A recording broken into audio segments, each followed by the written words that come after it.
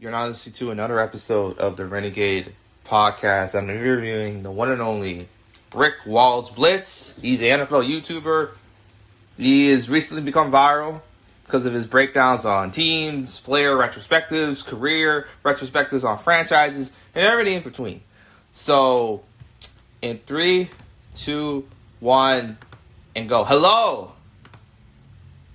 Hey, how's it going? It's good, man. It's good, bro. How you doing?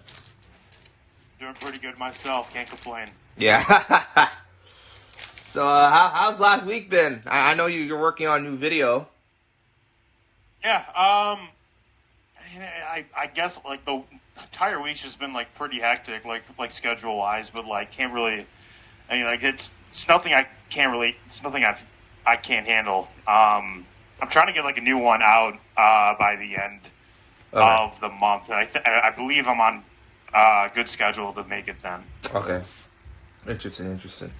So, one of the first questions I want to ask you is the name of the channel and the logo. Like, what was the inspiration behind that? Was that something you always wanted to do, or was that something that sort of came up in the moment? The name of the channel, BrickWallBiltz. It just came up to me. I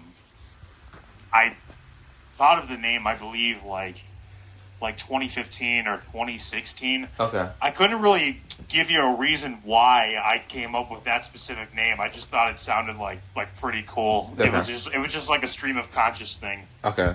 But yeah, the name is stuck for like at least a decade for me. So Yeah. hard to replace it. Yeah, you're right. So, like, what was the inspiration to do YouTube in the first place? I know that you did a post that these are the people that inspired you, and it was pretty cool to see. But like, what was the video, or what was the moment that like, okay, I can do this. This can actually be sustainable for me. It's a good question. I think the video that kind of inspired me was like a video I did on this backup quarterback. His name was Josh Johnson. Yes. And I wasn't expecting that video to be like as successful as it was, because like he was kind of a lesser known guy. Yeah. And then I was on the hiatus from YouTube for like a year or so, and like that was my third video since like my return.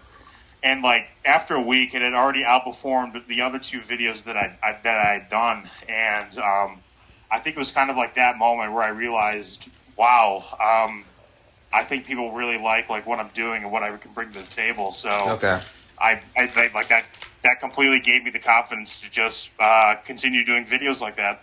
Okay. The one thing I really like about your channel is that, like, there's no malice in your commentary. Like, every video you have done, even in the negative aspects of it, right? You at least find a positive aspect about a player or a team or a coach. I mean, your video about Kirk Cousins is probably the best example of, like, you see a guy who is so, like, weirdly divisive in NFL discourse, but you painted a picture that at the end of the video, I'm like, I mean, if he has a couple more good years, like, this guy could make the Hall of Fame, even though before that, I would have not really agreed with that take. Like, I think that's sort of the talent that you have. Did you always have that perspective on things, or did you have to sort of kind of, like, get to it at a certain point? I would say probably the latter. Like I like maybe get to it at a certain point.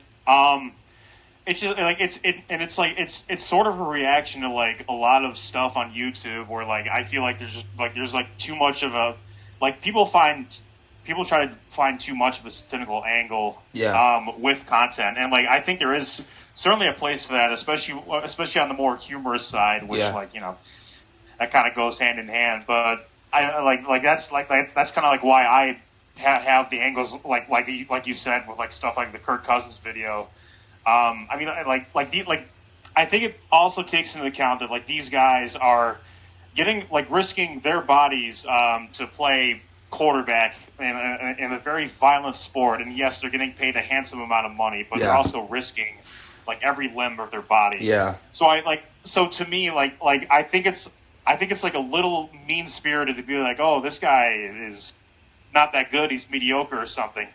Hey, mediocrity in professional sports is like you're still better than like 95% of people that like have ever even played it in that sport's history. Yeah. I think that's like one perspective to consider. Yeah. And yeah, like I think it's something that I enjoy doing, like trying to find that optimistic, like glass half full angle, as a response to kind of like how saturated like sports content especially is, with just like more pessimistic content. Yeah, I just think as sort of human beings, I think negativity is sometimes kind of a default, that there has to be something wrong with this person, there has to be something wrong with what's going on. Like, we don't look at things as like, okay, I may not like it, but I cannot deny of the sort of thing I'm seeing. It's like, how can I say this? It's like, have you heard of this? Have you heard of this actress named Millie Bobby Brown? I have, yes. Okay. Have you watched Stranger Things? I've actually watched like the first 3-4 episodes, and I really enjoyed it. The problem was I have not returned to it, and like I watched it like a little after, like I think it was like 2019 I watched it, and I haven't watched it since. It's not because I didn't like it. It's just like I did not find the time to return to it. Right. Okay. So the reason why I bring her name up is that, when the show first started out, right? She's getting all this love, but she get an Emmy nomination, maybe the youngest person to ever get it at the category that she got picked at. But ever since that moment, man, ever since she's gotten more and more popular, ever since she's sort of been more stuff outside of Stranger Things, there's just been this weird media, not I wouldn't say media, but there's been this weird hate wave where they're nitpicking everything that she does, everything that she says. They're saying, oh, she looks 40 years old, she looks 53. People are just being hyperbolic for no reason. And I think a lot of the hate, as you say, is very, very mean-spirited. There's been this rewriting of her career, which is so absurd, because she's a year younger than me, right? Like, I'm 22, she's 21, and you look at her career sort of take a step back, what she's done is actually remarkable. So you really think about it, right? Imagine being the face of maybe the biggest media company in the world, Netflix, right? And I'm actually thinking of doing a video about her in your style. I don't know if you would do something like that, because it's not NFL related, but like, I mean, that to me is just sort of a thing, the way I look at it. No, yeah, like that is interesting that you brought that up, and like her age, like she's 21 right now, and like like you said, like she's had like these weird like criticisms of her, and fan slander of her, which is like kind of ridiculous. Again, especially against her age. I don't know if I would do something like that. I mean, like by all means, absolutely do it. But I mean, like, I have been like meaning to like kind of like branch out like at some point in my career, like maybe not now, but like sometime when it gets like a little more traction. Yeah. And like, hey, like maybe something like that, where like the celebrity that's getting like, oh, like maybe the celebrity's like very misunderstood or something like that. Yeah. And like this celebrity's getting like so much backlash for really no reason. Like, all that, like as they say, people just love to hate. Yeah. It's the same old tale, like where that stuff continuously happens. Yeah. It's interesting. I don't know if I can ask you this question, but like, I'm assuming this is not your full-time gig, YouTube. I'm assuming that's not. Is that true? Not yet. I'm also a video editor, and I do podcast editing. Oh. For my my own podcast, other podcasts. I used to do like freelance video editing, but okay. I haven't done that in like over a year. Okay. So mainly I focus on like YouTube stuff. Okay. And then podcasting, and that's basically where like the income has come from so far. Okay. And it's decent income right now. Okay. But of course, I also want to like make sure that there's like room to grow. Yeah. Catch my drift. There's another question you don't mind me asking. How old are you? If you don't, you're fine with me disclosing that or whatever. I am 45. No, I'm just kidding. I am 31. Wow. You sound older, bro. Do I actually sound older? Yeah, like it's not a shot. It's just it's interesting. It's interesting. Really? Yeah. I always thought I sounded like younger than my age. Yeah. That's interesting. Yeah. Are you a Bills fan? I know Josh Allen's on your banner. My banner. Sort of. I'm a Browns fan, but they don't do well for they've never done well for most of my existence. So, and my girlfriend is a Bills fan. Okay. And whenever they're on, I actually live right next to a backer bar, which is where they where fans around the area congregate to watch their team. Mm-hmm. And I'll occasionally go there and I'll root for them if they're playing. Wow. Do you live in Buffalo or something like that? I live in Cleveland. Wow. Okay. Interesting. Yeah, my girlfriend used to live in the Rochester area, and then she moved here for a law degree. Okay.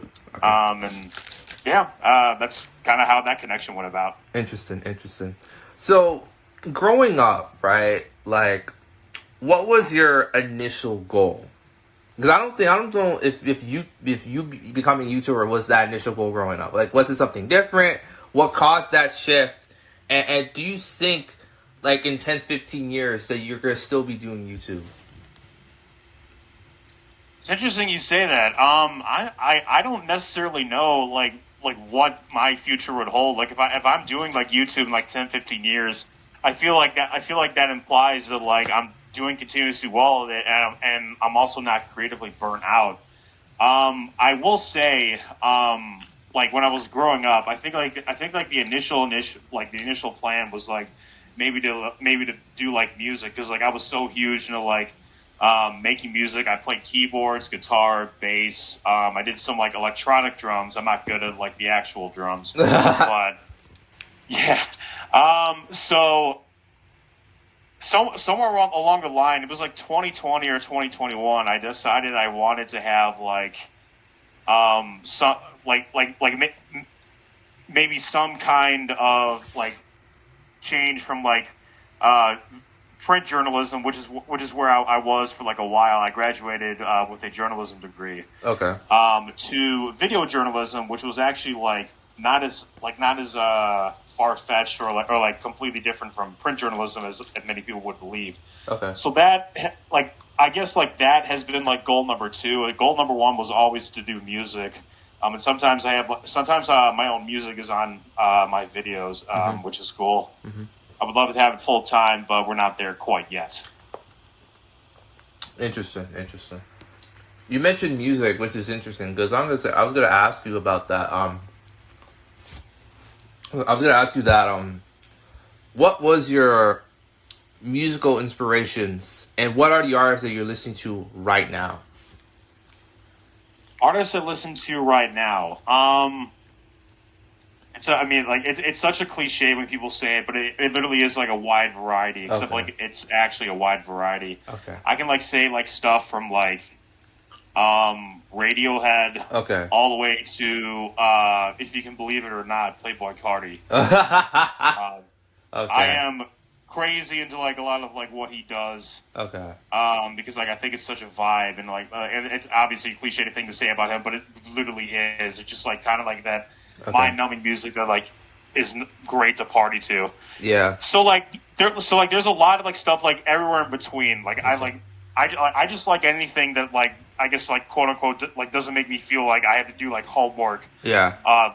Listen to it or it feels like it's such a chore. Yeah.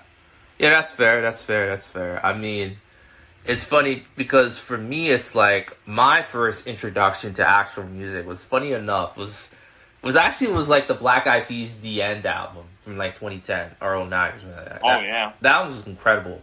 I think the best track on that album is the last track, Rockin' to the Beat. They literally, I think they took one of Michael Jackson's synth chords on one of his songs on Thriller, and they literally just stretched it out and made a beat. It was the craziest thing, right? And another album that really like showed me like music could actually be like an art form is the Tron Legacy soundtrack. You ever watch Tron Legacy? I haven't, but I think I know what you're talking about. Are you talking about the '80s one or like the soundtrack that Daft Punk? Daft Punk, that one. Yeah, Daft Punk's one of my favorites. Yeah. Particularly interested in Alive 2007 and that record's incredible, by the way. Those records are awesome. I've listened to a bit of Tron Legacy, and I think your opinion is very validated. Yeah, it is.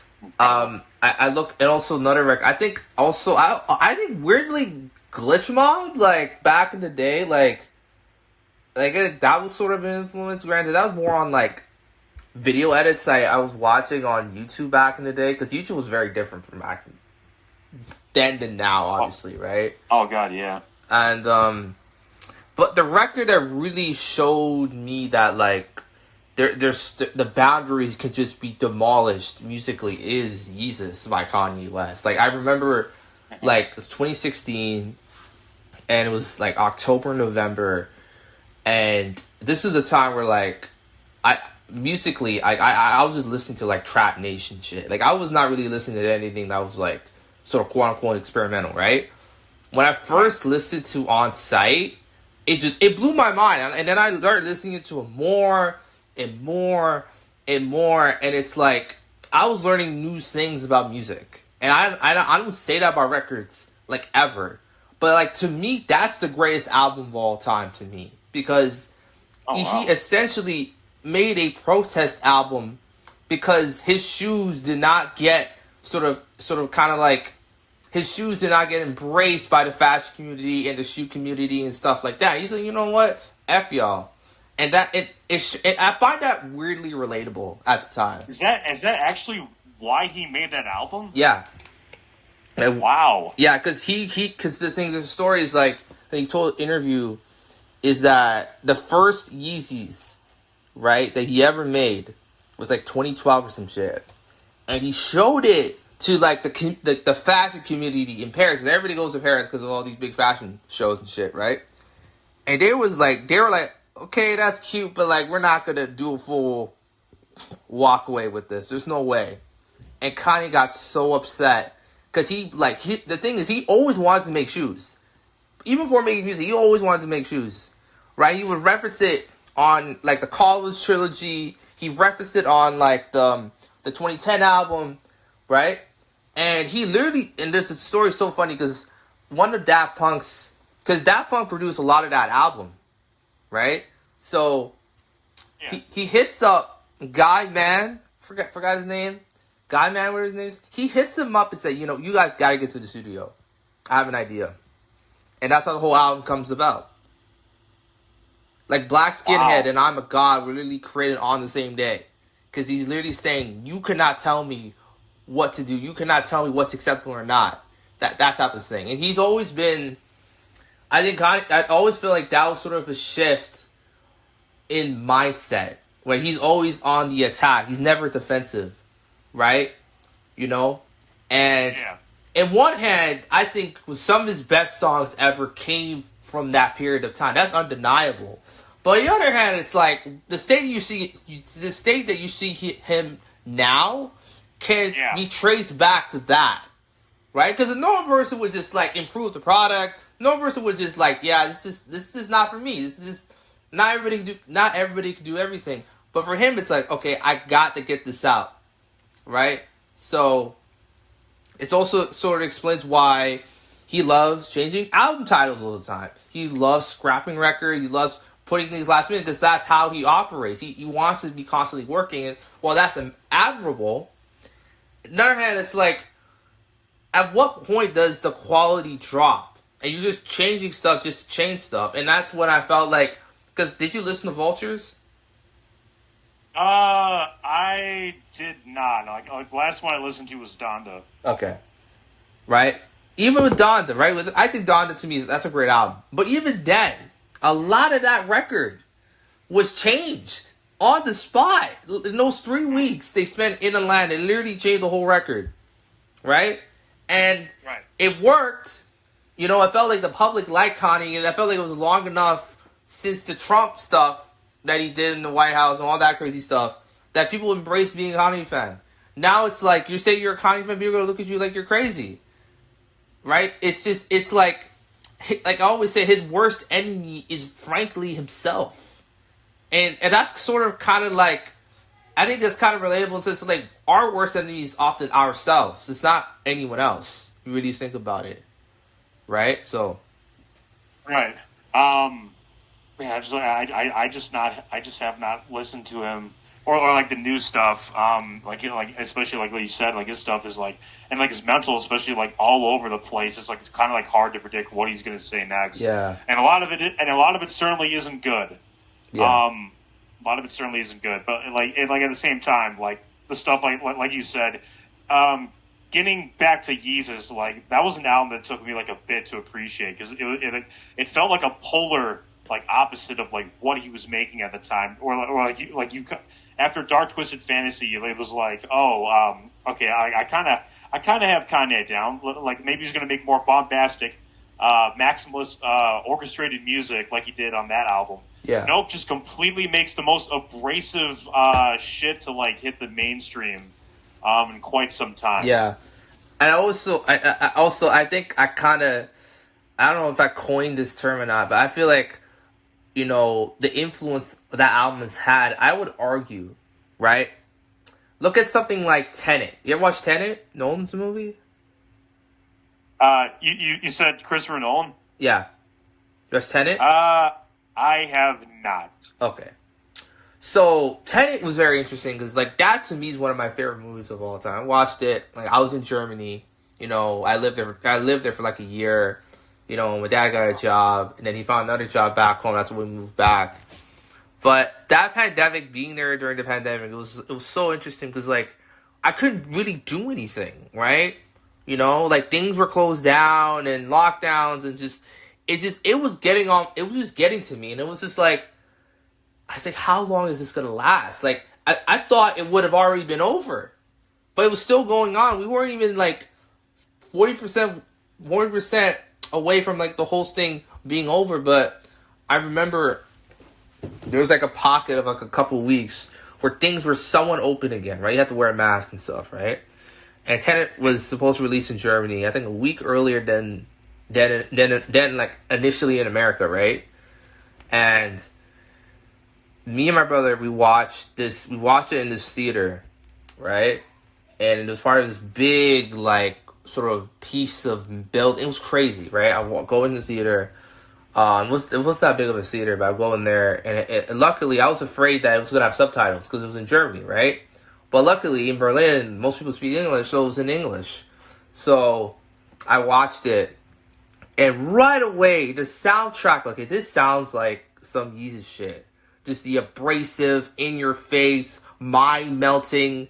And the movie was like that. The movie was in your face. The movie is unconventional. The movie is essentially an FU to like all of the conventional blockbuster story structure, narrative. Like I didn't really understand the movie at first, but when there's one of the lines of dialogue I heard, it's like, you don't have to understand it. You don't have to understand it, just feel it.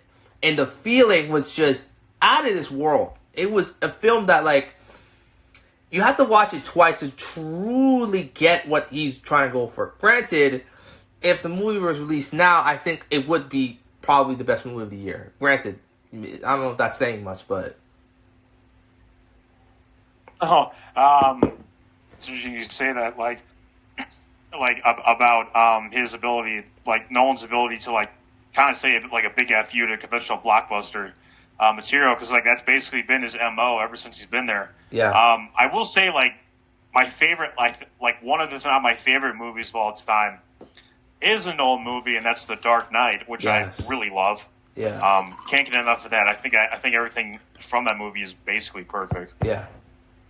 I agree. And also, I also would argue that The Dark Knight Rises, there has not been a superhero movie that has felt that operatic since then.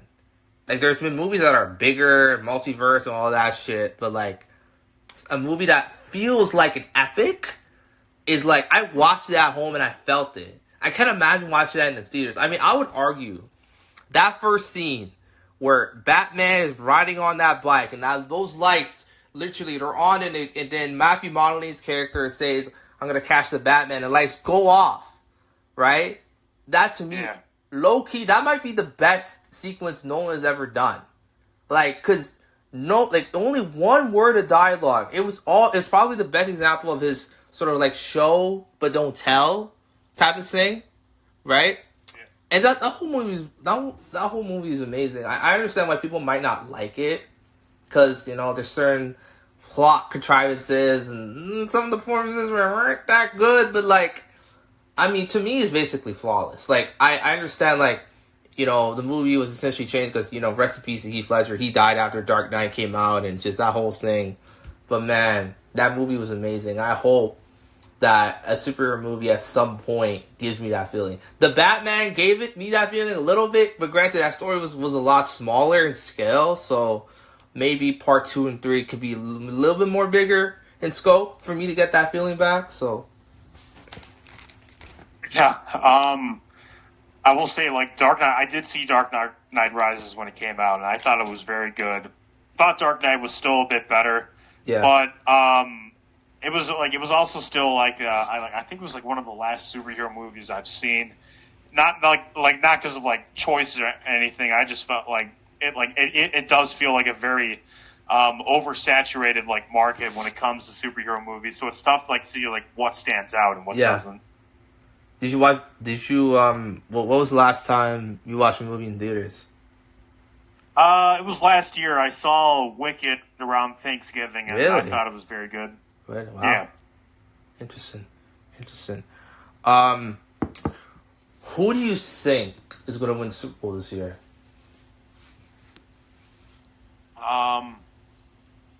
It's hard to really count the Chiefs out. Yeah. Because they're in there every single year. Yeah. And I haven't given I don't trust anyone else in the AFC at this point to really beat them before that. Realistically, I don't know if that's really going to change this season. We'll see. Who do you think is going to come out of the NFC? It's tough because a team like the Lions, they lost their they lost 2 of their coaches. And their center too. They do have a lot of talent there, but it's just a big what if of how they're going to get function as a team. As far as who I think could break out of there, I don't know. Maybe a dark horse the Packers or something. The Eagles are probably going to be a safe pick again. I know I'm maybe boring it with the safe pick, but it could be just Chiefs Eagles again. I wouldn't be shocked. Hot take. I think the Buccaneers could be in the Super Bowl. I think that team, top to bottom, that's a mean team, man. Defensively, they upgrade defensively. Hassan Reddick is there, so that's going to take pressure off of Vita Vea. And I do like them as a team. I was struggling to think of it. I would not be surprised. It's just I think the coaching might be a little bit too conservative there. Yeah, but I love their first round pick. I love the pick that they got in the first round. I was shocked that guy was still available. I thought that guy was going to be a top 15, 20 pick. They got him at near the end of the first round. How does that happen? It doesn't make any sense. Oh, yeah, he was from Ohio State. Yeah. I think that's what you're referring to. Yeah, I should also mention I'm a Buckeyes fan. Okay. So very happy that they won the championship earlier this year. Yeah. Obviously. And hoping for a few more. Maybe not this year because of all the rebuilding, but maybe just a little bit more in my lifetime. It's actually interesting because, as someone made this comparison recently, and I kind of dismissed it. Okay, this guy's kind of being a little bit wishful thinking, but it seems like Baker Mayfield is following in the Drew Brees blueprint, beat by beat. You look at it, right? Yeah. Do you think if Baker makes the Super Bowl and he has an MVP caliber year, right? Let's say he doesn't win, but let's say he's top 5 in voting, he makes the Super Bowl. Do you think like a pathway to the Hall of Fame opens up, or do you think he has to like win an MVP or win the Super Bowl or something like that to like actually get in? Because I think he would have the stats to get in. I don't know if you'll feel that way. I certainly think like that's a possibility. It was like kind of the same thing with Brees in his career. Like he won the Super Bowl and Super Bowl MVP. He never won an MVP in his career, but he did win like a couple of Offensive Player of the Year awards. Like funny enough, yeah. But like he was also just like so consistent. Like there were like 4 or 5 times that he was at the very least on an All Pro team. Yeah. For Baker, if that like continues, like I mean, like obviously, like I had rooted for him in Cleveland. I was like very, like his play was like very up and down here, but like he seemed to like found like an absolute groove in Tampa. And if he continues, like it'd be crazy because like he's going to be on his 3rd play caller in as many years in Tampa. Yeah, and I mean, I can kind of see him like maybe getting on that Hall of Fame path. Like if they do end up winning a Super Bowl, definitely a lot to ask. It's very hard to win one. Like it's not really a guarantee. Like anyone can exactly win a Super Bowl. Yeah. But Baker, I think like he does have enough talent around him on offense. The defense is I think the defense has some really fun young pieces. Yeah. They have like a couple defensive tackles that I really like that they took in like the last 2 years. Yeah. I forget their names, but I like to answer your question. Like, yeah, I think Baker has at least proven himself as a consistent Pro Bowler right now.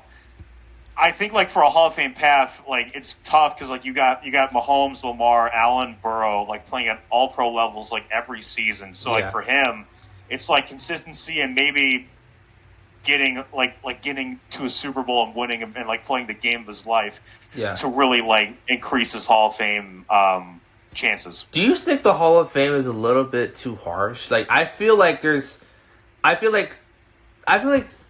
fans don't understand like, you know, it shouldn't take Sterling Sharp 20 plus years to get into the Hall of Fame. Like he should have already been inducted already, right? And you see the voters and they might have agendas against certain players because it didn't meet like in the media they weren't really that warm, like you know that type of thing, right? So like it's kind of like in baseball as well. Like I think baseball's Hall of Fame to me is way too harsh. Like there's certain guys like I'm biased, but like I think Jose Bautista, like I think he should be in. Like I don't.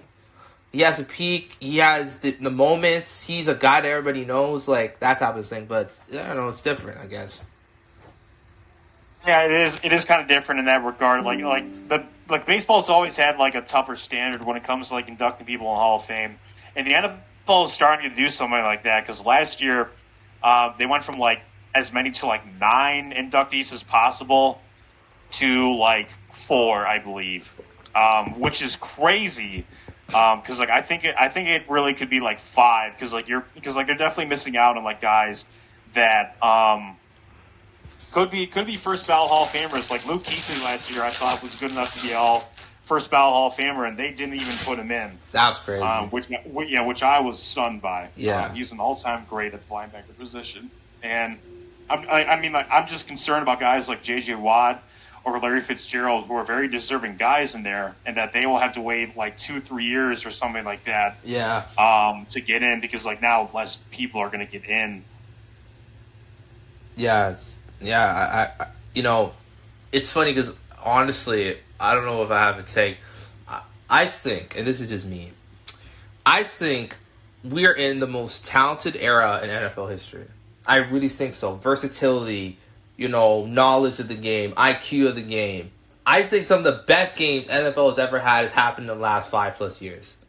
I don't know if you agree with that, but no, I think I do, and like what I believe is like every year, like that sentiment actually just gets more accurate and accurate because like this like the science and like the nutrition are like constantly advancing like every year. Yeah, and I think if we had this discussion like 5 years later, I think like I could say like the same sentiment. Like this is the most talented era for the NFL, and like there's so many, like as you said, there's so many great games happening. Like there's definitely a lot of frustration on the defensive side, but I think like the high octane finishes that like we've seen in the last couple seasons. Like last year, I recall I had like a ton of them. Yeah. I think more than make up for that. Yeah. I feel like when people talk about like there's no defense being played, are not paying attention to what's actually happening. Because I don't know if you can watch guys like Micah Parsons, Myles Garrett, Watt, Stingley, Sauce, Pastertain, Trent McDuffie. I don't know how you watch guys like that come away thinking the defense is worse than before. Like I don't get it. Like we literally had the Eagles go on one of the best defensive runs in playoff history, and people are still saying that stuff. It does not make any sense to me. Like, where do you think that's coming from? I feel like I think like two things. Like one, like people who are kind of like washed age wise, aka people kind of like in their 30s, like I am, talking like maybe a lot of these players are like way younger than them, and they just don't understand. Like, oh, like my time. We had the stuff like Malcolm Butler with that interception, or Ed Reed and Troy Polamalu, like the late 2000s, early 2010s, or something like that. And it gets to a point where it seems like they're so far out of touch that like they prefer an era that like in reality like isn't as like rose tinted as they would like for it to be. No. Second part. Is like, you know, like there's a lot of people on the internet that are coming down with the brain rot. Yeah. Absolute peak brain rot. And I don't know, like they just need to get off on like, people, on like players and like coaches or whatever, like failing, or like if they have like one little fuck up, like one little mistake or whatever, like that gets like over magnified. Yeah. And like especially with like what they say in the off season, like with quotes and whatever, like people can constantly misconstrue like what they're saying. So like, yeah, like that's essentially where like a lot of like the slander and like that criticism comes from. Like similar to like what we were talking about with like Millie Bobby Brown earlier.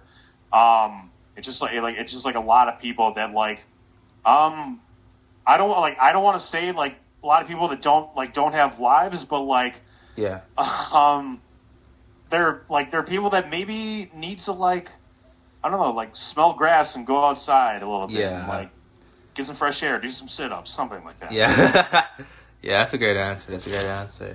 I have another take actually. I don't know if you agree with me on this. I truly believe we have 20 top 10 quarterbacks in the league. So what I mean by that is that you could put any of the top 20 quarterbacks, any one of them, and you throw them back a decade plus ago, like a decade or 2 decades, 3 decades ago, and they would kill the competition.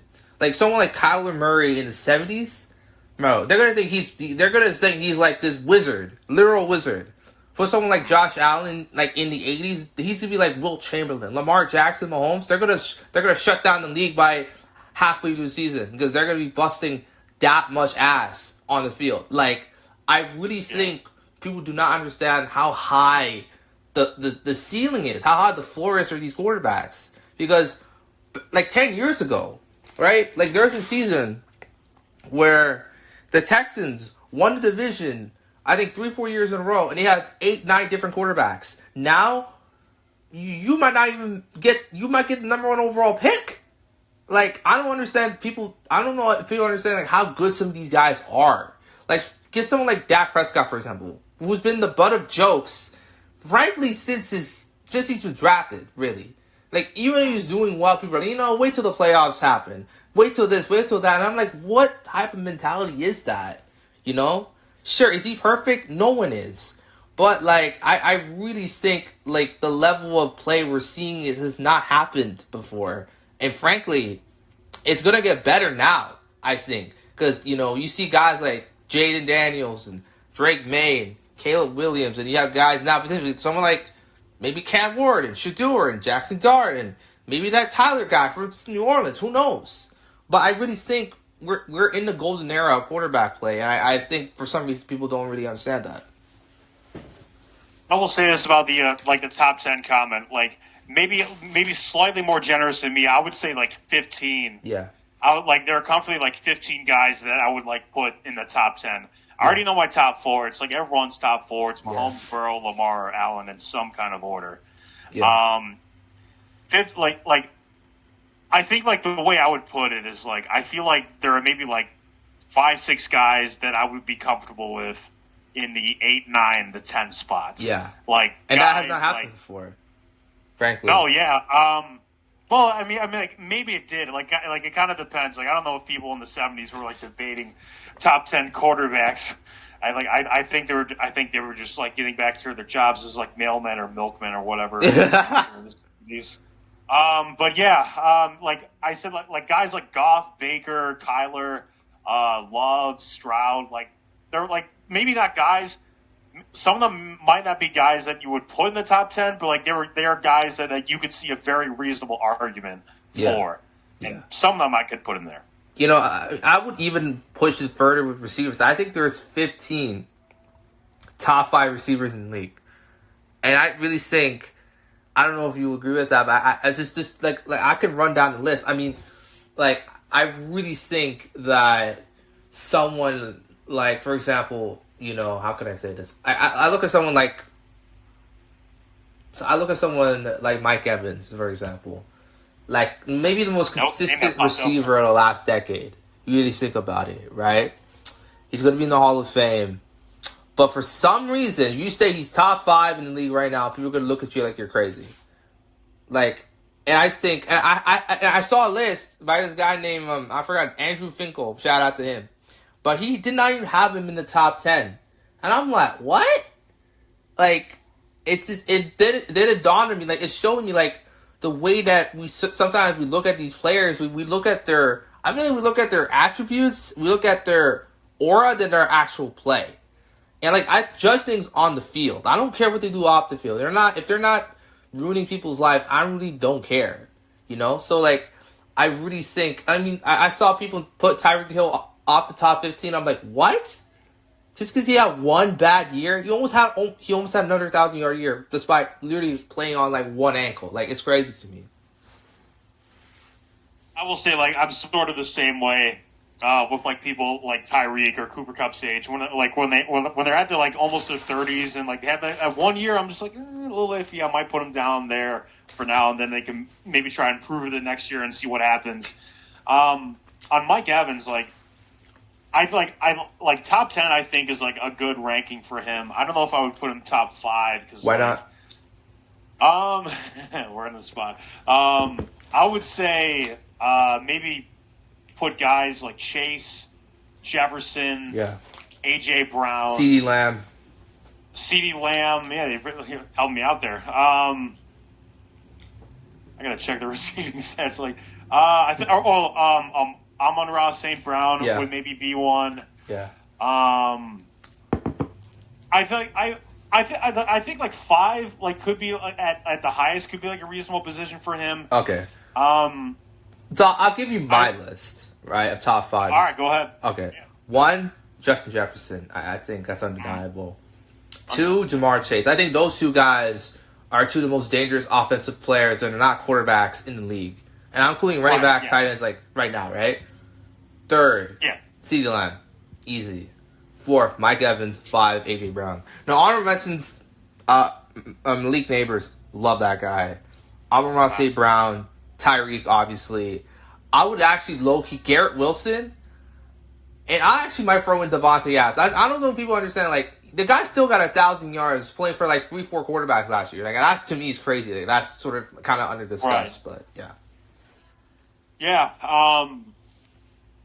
it is absurd. Oh my goodness, he actually did have 1,000 yards last year. I didn't even realize that initially. That's crazy. Garrett Wilson was on my fantasy team last year. Yeah. And like I was like that was very frustrating at some time, like at points, because like Jets quarterbacks just couldn't get the ball to him at times. Yeah. Coincidentally enough, like sometimes it was because of Devontae Adams. So like there was a little personal hatred there, but like nothing like malicious. But yeah, like I do agree. Like Garrett Wilson's someone that does have all pro talents. Yeah.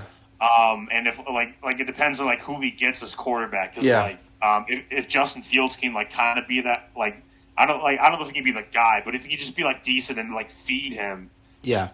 then like I don't see why he wouldn't be on an All-Pro team. Yeah, I'm with you on that. Tight ends, man. Tight ends are interesting, man. Who do you think is a GOAT tight end of all time? GOAT tight end of all time. Yeah. If we're talking like peak, it would be Gronk. Yeah. If we're talking like longevity and greatness, it could be either Tony Gonzalez or Travis Kelce. Yeah. I have I have a lot of hot takes.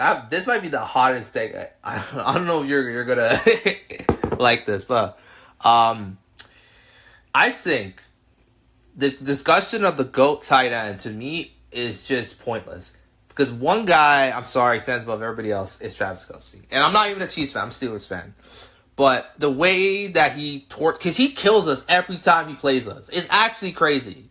Like, the game that he had against us was, like, the best game that he had that entire season last season. And it felt like, you know, I was watching him play, and I'm just like, how could someone else pick anyone else but him? And I it's not even, because I think, people don't understand, he had 7 years of 1,000-yard plus play in the league. 7 years. I would even argue, you have the top 5 greatest tight end season of all time. I think he occupies like 3. I think 2020 to me is the greatest tight end season ever. You have Gronk in that year he went crazy, 2011. Then you have his 2022 year that I think low key is one of the most underrated receiving years ever. You really think about it, right? And that's just regular season, right? Think about moments, right? Think about playoffs. It's not even close. His playoff resume is so ridiculous that you combine the playoffs, you get the rings. Like, to me, he's far above everybody else in the tight end conversation. And I think we need to start putting him in, like, top 10 overall receivers conversation. I think he's already there.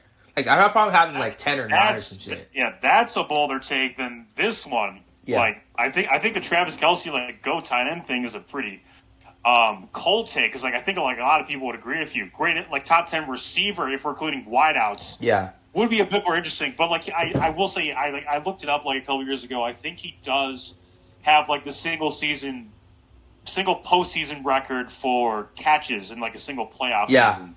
I think it was either 2020 or 2021. Yeah, but like you said, he just like. He's so good in the regular season, and yet he's still on that same level in the postseason. Like I'm looking at his stats right now. He has like 5 straight seasons where he had like postseasons where he had like at least 200 yards. Yeah, that's incredible. Yeah, I don't know many receivers that can do it. Like Hall of Fame receivers that can even do that. Yeah. Let alone like a tight end like Travis Kelce, who's playing in his mid-30s right now. And that's another thing, too. Like, that's why I say Mahomes and Kelce is the greatest connection in NFL history. Because you have a quarterback that's, like, to me, this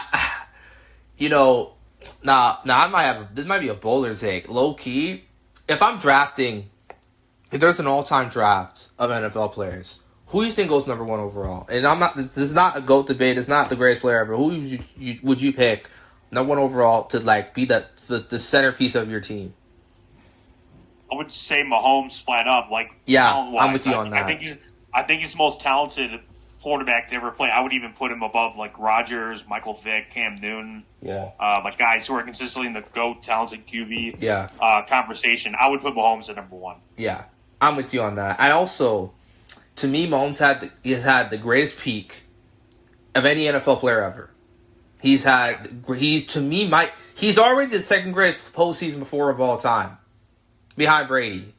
Like, it's actually, to me, like, those are the things that don't really get talked about because we look at the rings and the MVPs. We don't really talk about the smaller stuff. We don't really talk about the fact that literally every single season of his career, the lowest amount of wins he's had is 11. 11! Yeah. Right? And half the quarterbacks on these top tier lists have not even reached 10 plus. It's crazy. Like, it's actually insane. Like, no, absolutely it is. it is just like insane, like because like a lot of people are like you're definitely taking him for granted right now. Yeah. And like obviously it's like a lot of it has to do with like how the Chiefs finished last year. Yeah. Because it did feel like they were kind of like playing possessed, like they had some kind of like evil aura around them. Yeah. In a lot of their games where they were just winning by the thinnest of margins. And Mahomes is the face of the biggest villains in the league, so of course he's going to get the most attention, and of course, again, a lot of that attention is going to be negative. Yeah. Like no matter like how he carries himself, like that's probably just going to be the way it is. It's a curse because like you want these guys that are like, like Drew Brees or Aaron Rodgers, like they deserve more than one Super Bowl. But then you get a guy like Patrick Mahomes who's on that talent level that gets multiple rings, and now it's like, oh, he's winning too much, and it's like they got to pick a side. Like which one is it? Either you want them to have these many rings, or you don't, or you want them to have like one and be like unsatisfied that they don't have any more. It's crazy inconsistent logic, but it is the logic that perceives in a lot of like sports discussion. I also think like when people, it feels like it's so weird because like people are talking about all the last two regular seasons he's been mid. Look, 2023 Mahomes, like that wasn't a great regular season. That was an all-time great postseason. I think 2024 Mahomes, I think low-key, like, people talk about this MVP conversation, Lamar, Allen, and people are throwing in Saquon and Derrick Henry. I'm like, low-key, like, Mahomes had a case. Like, you really think about it, like, 15 wins, historically great on third down. When he was healthy, when he was playing, they had like, a top 10-ish offense. People look at the numbers, 15, because they didn't score any points in the last game of the season. Obviously, that number, obviously, it got dragged down, right? 7 game-winning drives. He was 7-1 against playoff teams, right? He outplayed Lamar. I think, low-key, he outplayed Lamar. He outplayed C.J. Stroud. He outplayed a bunch of other guys, too, right? And he had a case. Now, I wouldn't give it to him. But, I don't know, it feels weird people say, oh, it was mid. Like, it wasn't really that mid, was it? Like, it didn't make any sense to me. Like, no, I didn't think it was that mid either. I would say it's very good. At least maybe mid for his standards, which are super lofty. But like in any other case, it would be very good. Yeah. I just think like they haven't really given him like a good vertical receiver, and he's still been able to get like 2 Super Bowls in spite of that. Like he's got guys besides Kelsey that are basically like a bunch of role players, and like they did their thing like perfectly fine. But when it came like last year, in a Super Bowl against the Eagles, like the tackles kept getting abused, which was a similar thing to what they experienced against the Bucs in the Super Bowl in 2020. Yeah. And then like no one could get open. Kelsey like seemed like completely out of it. Yeah. He looked like he was completely exhausted by like halftime. Yeah. So they absolutely need someone to like kind of like stretch the field in the way that like Tyreek did. Yeah. When he was there. Look, funny enough, right? I don't know if you've been paying attention to the Dolphins, but I don't know what the hell's going on over there. Like, it feels like every day it might be like the coach has to explain the situation. He has to explain something to the press, to the media. I'm like, bro, like just. And Tyreek Hill, and he's having tension with the front office and the coaching staff, and Tua, it doesn't seem like that whole thing is really working out. Like, do you see a scenario where like they're like, okay, F it, we're trading you back to the Chiefs? Would you be surprised by that? I wouldn't be the least bit. Like, I mean, I wouldn't say least bit surprised, but like it wouldn't be that completely far fetched because like the Steelers just traded Minka Fitzpatrick back to the Dolphins, which I didn't think was a possibility. Like, obviously, like as you would probably know as a Steelers fan, he was fantastic with the Steelers. And at the very end of his career, should be a easy Hall of Fame pick. Yeah. But like that surprised me that they not that he traded him, but like who they traded him to. Like it was nuts. Yeah. And like I did hear like there were like rumors in the off season of like Tyreek Hill maybe getting traded back to the Chiefs, but obviously those weren't like super reliable rumors, which is kind of an oxymoron, but that's also besides the point. I wouldn't be shocked. I provide you a scenario. I would not be shocked in the next 2 weeks of the season, next 2 weeks before the season starts, that he gets released. And if he goes to the Chiefs, right, and Rashee Rice comes back from suspension, I think he gets suspended for like a couple games. I would not be shocked if Mahomes hits like 50-plus touchdowns again. I would not be shocked. I think for that thing to happen again, I think Tyreek Hill has to be there. Now, his speed and his catch radius and his sort of understanding of the game, which I don't think gets talked about enough. I know Tyreek Hill, again, he's a very polarizing player, you know? He's had domestic sort of issues, and he's had issues with every team he's been on, and I know it's only been 2, but it feels like every season there's something with him. You know, it's an injury, and it's something else, an altercation. He's beefing with the coach. His agent is demanding a lot of money. There's something. But I really feel like, man, we don't, again, appreciate, like, how game-wrecking he is. Like, at his best, he's probably the best receiver in the league. Like, period. Like, and it was crazy. Like, the Chiefs had the best receiver, best tight end, best quarterback, and best coach on the same team. And for some reason, none of those teams get mentioned as some of the greatest teams of all time. Like, it's always the same old Patriots, and this is the 85 Bears, and it's this, and it's that. Like, I don't see the Chiefs anywhere for some weird reason, even though they've been 5 of the last 6 Super Bowls. Doesn't make any sense to me. I would definitely like maybe give that a little bit more time, because like you'll definitely see people will consider it, especially like the 2022, 2023 teams. Just for like how insane like the roster building was. Yeah. When they traded away Tyreek, and that they were able to scramble to get pieces, and then like the defense was like had guys like L'Jarius Sneed, Chris Jones, who's like also in contention for best defensive tackle right now. Yeah, he is. And then it just like everyone's buying into the role and just playing maybe not GOAT levels, but like great supporting roles to help like the actual best players of the position, like Mahomes, Kelsey, Tyreek, and whatever, get to those levels. So it's just a testament to how insane their roster building has been. Yeah, I know. Shout out to Brett Veach, but so I actually have another take about Allen and Lamar, and I don't know. I think you talk about the most talented quarterbacks of all time. Can I give you like a list, my top 5? Yeah, well, I mean, huh? Yeah. I say yeah. Okay. Number 1, Mahomes. Okay. Rodgers, Brady, Lamar, Allen. That's my 5. Now the Brady one might be a little controversial because like physically he's pretty average, but his intangibles are like insane. Mental game, like I have not seen an athlete like that besides like Novak Djokovic. Like it's crazy. Like, no, yeah. It's interesting you say that because like if I'm talking talented, I would like have the same list kind of.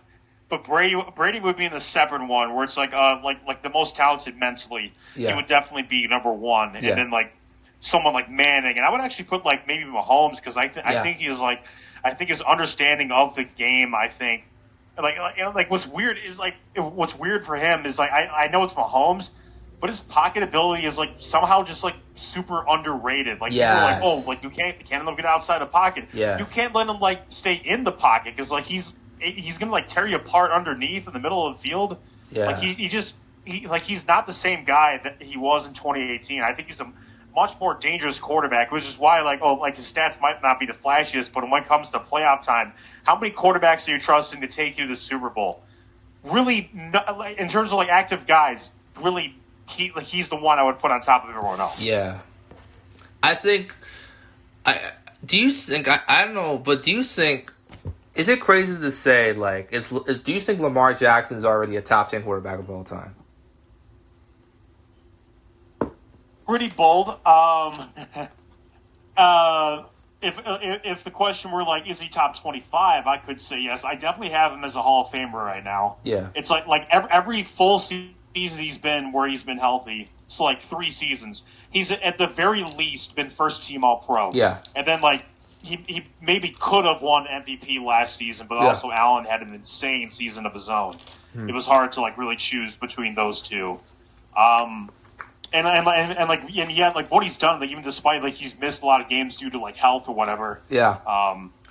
He's just like so insane of a player, and like similar to Mahomes, is like his pocket ability is also like underrated, and that's kind of weird to say considering he threw 40 touchdowns last season. Yeah. So like you would and 4,000 yards, you would think that people would be like, oh yeah, like now this guy is kind of coming into form as a pocket passer. Yeah. But we're not exactly there yet. I think, honestly, you know, during this podcast, actually, I started doing this Q&A session, right? And I asked people from all sort of backgrounds and stuff like that. I asked them, like, I said, okay, I essentially said, okay, Lamar Jackson or Drew Brees, and why? Most of them said Lamar Jackson, which actually shocked me. And, like, I thought about it for a second, and I'm like, you know, I low-key started to feel that way, because you look at Brees' career. Look, Brees is incredible, you know? Hall of Famer, all that good stuff. But I never felt like while watching, granted, I watched him at the end of his career. I didn't watch him during when he was like having those crazy seasons and stuff. Right. I never felt like, okay, this guy's like one of the greatest. Well, obviously, he is one of the greatest, but I never felt, when I see Lamar, I'm like, I have not seen something like this, like, at all. The way that he does it, and the swagger, and the composure, and the aura, that feels like if Mahomes was not in the league, I think Lamar would be like, that would be like Lamar's comp would be like Jordan. Like, that would be the comp. You know, he bursts onto the scene and he just changes the way we look at football in general. You know, that type of thing. I never felt like that with Brees. No disrespect, like. No, yeah, it's and like I think in that regard, it also depends on like when you started watching NFL and like also like when you were born. Yeah. In a way, because like I have to imagine like a lot of the guys that like who like you asked that question to are probably like maybe around your age or just haven't really seen like Brees play. Like not that I'm like saying, oh yeah, Brees is actually the GOAT. But like it's like funny like how people look at that, because like it's like generation to generation, like people have just like different takes. Yeah. Like someone who grew up in the 80s or 90s would probably say like, oh, Dan Marino or Brett Favre, greatest quarterbacks I've ever seen in my entire life. And then like 2000s would be like, oh, Peyton Manning, Tom Brady. 2010s, oh, Aaron Rodgers, Drew Brees. And then like now, like, oh, Patrick Mahomes, Lamar Jackson. They're just playing at a level I can't even comprehend. It's like, is this Michael Jordan like for the NFL? Like we're just and I've also seen Mahomes in that regard. Yeah. Because the last couple of years, I was just like, oh my goodness, is he going to like continue to win another championship? And then like up to last Super Bowl against the Eagles, I was like, oh my goodness, like I think he could pull it off. I think he could pull off the three-peat.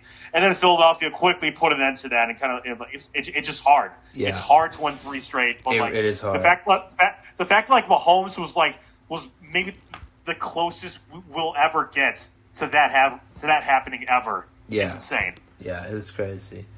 It's funny you mentioned that, because you know, I feel ever since I started watching the NFL more actively, like Mahomes to me, during the time that he was, again, after his third championship, right? Actually, after his third championship, back-to-back and all that stuff, I had a take, and I said, if he three-peats, right? If he three-peats, yeah. My take would have been, there is not a continuous stretch of Michael Jordan's career that is as good as Mahomes' career. And that was Mahomes' first 8 years of his career, if he three-peated. Now, when he got to the Super Bowl this year, I felt like there was this sense of like invincibility that I have not felt like in any other sport, frankly, I have seen, besides Messi and Ronaldo. Because look at all the other sports. In baseball, right? It feels like Ohtani is reaching that status, but the Dodgers aren't a dynasty yet. Like, even if they go back to back, I don't think people are going to consider them a dynasty. I know they won in 2020, but like for some reason, people act like that doesn't count. To me, that's just lame, right? Look at soccer. It feels like you ask somebody who's the best player in the world. Have you watched soccer? Are you a fan of it? I'll watch it like from time to time whenever I can. Like my brother is like trying to get into the Premier League, and I kind of want to do the same thing. Okay. All right, you're gonna get 4 or 5 different answers, right? right now because again, it feels like everything's sort of kind of like wide open. You go look at even tennis, right? You might say, well, Alcaraz, but look what happened last Wimbledon. Like he got beat like convincingly, and all of a sudden that armor gets chinked a little bit, right? Before that Eagles Super Bowl, it felt we're out. It felt inevitable. It felt like, man, I just was waiting for the game to end positively for the Chiefs. For me, right? Granted, the Steelers, I don't know dogging this fight. We have not been an actual contender since, 2016, 17, so I didn't really care who won, but, it was just something different. Oh, yeah. I was kind of the same way in that, when they were down, 30-0, I was like, hold on, they're coming back, wait for it, and then, it just went, and then that Jalen Hurts touchdown, and, it felt like, oh, my goodness, this could be over, actually, which is funny to say, because it was already 30-0, and then it went 37 or whatever it was. And then, they pulled off, those garbage time touchdowns to make the score a little bit prettier. But, it's just crazy, until, maybe the fourth quarter. And, because whenever I'm watching, one of my teams, whether it's the Browns or, anyone else or Buckeyes or whatever, I don't feel comfortable until it's, the clock hits 0, which is a cliche. Unless it's, 30-8 with 20 seconds left. Yeah. Then I can maybe breathe a little and just laugh and relax or whatever. Yeah. And it was it was the same mindset with the Chiefs. Oh nope, until the fourth quarter where I was like, okay, they're done. Yeah. Yeah. What do you think Mahomes has to do to become the GOAT? Does he need 7? Does he need 7 finals MVPs? Does he need 8, 9? I don't think anyone's going to win 9, 8 rings. I don't see that happening, but who knows? I guess he has to do something like that. I would consider him the mini GOAT right now because of what he's been able to accomplish in 7 seasons as a starter. If you look at his Wikipedia or Pro Football Reference page, he already has an insanely stacked resume of accolades, Pro Bowls, multiple All Pros, multiple MVPs, multiple rings, multiple Super Bowl MVPs. So I would say mini GOAT right now. If he wants to surpass Brady or get to that level, I would say maybe 4, 5 rings, a couple more Super Bowl MVPs, a couple more MVPs because Brady actually only finished with 3. Yeah. Even though he was still a perennial All Pro. Yeah. I think in that that regard, I think because I don't think anyone in New England would be deterred anyway, and I wouldn't expect them to be. But I think a lot of people the discourse around that could shift if Mahomes continues to play at the level in the postseason and recapture some of that 2022 or 2018 magic that we've expected out of him. Okay, interesting. Who do you think? It's funny because you're a Browns fan, right? And you see, again, did you watch the preseason game last week with Shador going crazy? Did you watch that? I watched a bit of it, and I was encouraged with what he did. I didn't see I didn't see that live, but I did see the highlights. I mean, incredibly enough, I saw after he rested on the bench, and then I turned it off after a bit because it was just so far gone, and the conversations that they were having on the broadcast were okay, I just remember that this is preseason and Shador's not starting right now, so I'm gonna tune out. So, do you think how do you feel about Shador as a prospect? Because I know you watch do you watch college football actively? You're an avid college football fan? Okay. Yeah, I'm not I wouldn't say I'm a diehard, but I definitely keep up with it a ton. Now if they had a college football red zone there's a rumor of it, I would definitely hop on that immediately. Yeah. I did watch it. I did watch a couple of Colorado games, when Shador was a rookie or a sophomore or whatever. Yeah. It was funny because Colorado was kind of a villain at the time because they were rebuilding, but then they were also 8-20 in those 2 seasons. So everyone was oh my goodness, this team is so inspiring, how they're rebuilding and stuff. And I was just there's a lot of media coverage on that for a rebuild. But I thought he was fine. I didn't have like any strong opinions either way.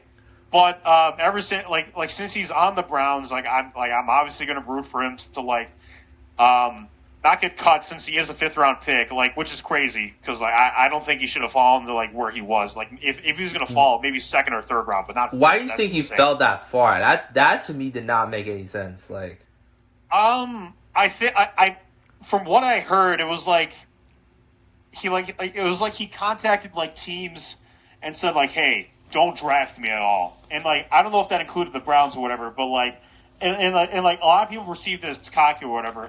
It's not I will say it's not close to being the first time that has ever happened. It happened with Eli Manning. It happened with John Elway when he got drafted.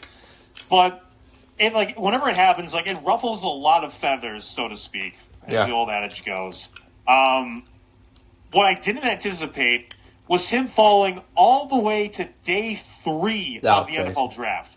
That's crazy. That's insane. He wasn't even the first quarterback the Browns took. That's which crazy. Is wilder. I like to consider myself familiar with a lot of prospects. I did not know who the fuck Dylan Gabriel was before the draft. Yeah. I mean, granted, left-handed quarterback. I love left-handed quarterbacks just because they're a little bit different than anyone else. Yeah. A.k.a. right-handers. Yeah. Interesting. So do you think, if it all pans out, right, what do you think Shadour's ceiling could be? If he stays healthy and he's starting games with the Browns during the season, do you think he could be a franchise guy, a top 10 guy? Do you think his ceiling is kind of Teddy Bridgewater type of thing? It's interesting you say that because I was a proponent of the Browns taking Teddy when he was around, but then the owner listened to a homeless guy and then took Johnny Manziel. I'm not even joking. Apparently that literally happened. If you ever wanted to know why the Browns are consistently a joke, they listened to a homeless guy instead of I don't know, the guys that they hired to here's who we should draft on our draft board. Nope, this homeless guy who I just met said Johnny Manziel. That's good. But getting back to Shador, I do think he has you've said aura, swagger, confidence to be a franchise guy.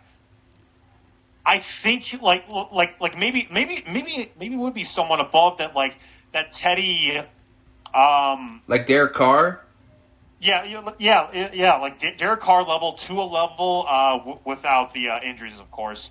Yeah. A little below a Goff or Baker guy, which is someone that's solid and absolutely someone that you would be proud of to have a franchise guy. Yeah. So I think somewhere along that that could be a ceiling. Interesting.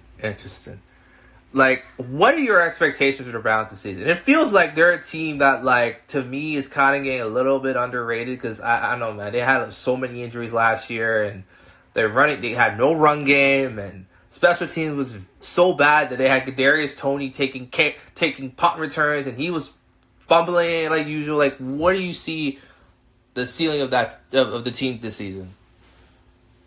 I see 2 ceilings. I see the ceiling where they win 3 games, or I see the ceiling where they win 10 games. Okay. Because like you said, they did have a ton of injuries, and they already lost JOK for the season. He's one of their best defenders. Yeah, I saw that. Denzel Ward has had 5-6 concussions, and he's awesome. But it's like if he gets one more or whatever, is he going to retire? And then of course Miles, who's Hall of Fame. At absolutely insane level of play, and you'd be confident in defense with him. So it is tough, and then on the other side, all the O-line injuries that they had last year. So it just there was a lot of unknown variables with that team. And it's how much can Kevin Stefanski get out of them? Yeah. And really quarterback. It seems like they're piling up in whatever quarterback they can take. Yeah. Any quarterback that's breathing, they're taking. Yeah. Which is wild. Yeah, you're absolutely right about that. That's actually an interesting, conversation. How do you feel about the Steelers? I feel for me, I really think we're gonna win like 10 games or more. Now I don't. I understand people are kind of like Aaron Rodgers and DK, and there's a lot of egos and personalities, but I feel like I don't know. Something feels different. Maybe I'm on that off season hopium, nothing's going on type of thing. But like, how do you sort of gauge the situation in Pittsburgh? I mean, like that's basically like where they finish anyway. Like they're basically guaranteed like a non-losing season, or in this case with 17 games, like a winning season, like every year. And there was one point, either it was like 2023 or 2022, where I was like, okay, this is the year they finally have a losing record, because like they haven't had a losing record since 2003, and that was like before Tomlin was even there, which is nuts. And then like 2022 and 2023, when I said that, it didn't happen. So like a lot of people were like, okay, this is when it's going to happen. Because like Aaron Rodgers, he's like crazy or whatever, and they're like they have so many like crazy people on their offense or whatever. And like it's like the locker room's gonna fall apart. But like I don't know, like there's something about Tomlin where like you can always trust that like he's at least gonna make them competitive enough. Yeah. Where they're like still alive at the very end of the season. Yeah. And like I don't see that changing this year. Okay. 9-8, 10-7, like maybe it's because like they've always finished like that in like the last like 6-7 years or something like that. But I still see him doing like 9-8 or 10-7 because like it might not be the prettiest way, but they always find a way to just win those ugly games and just rise above average record. Yeah, interesting.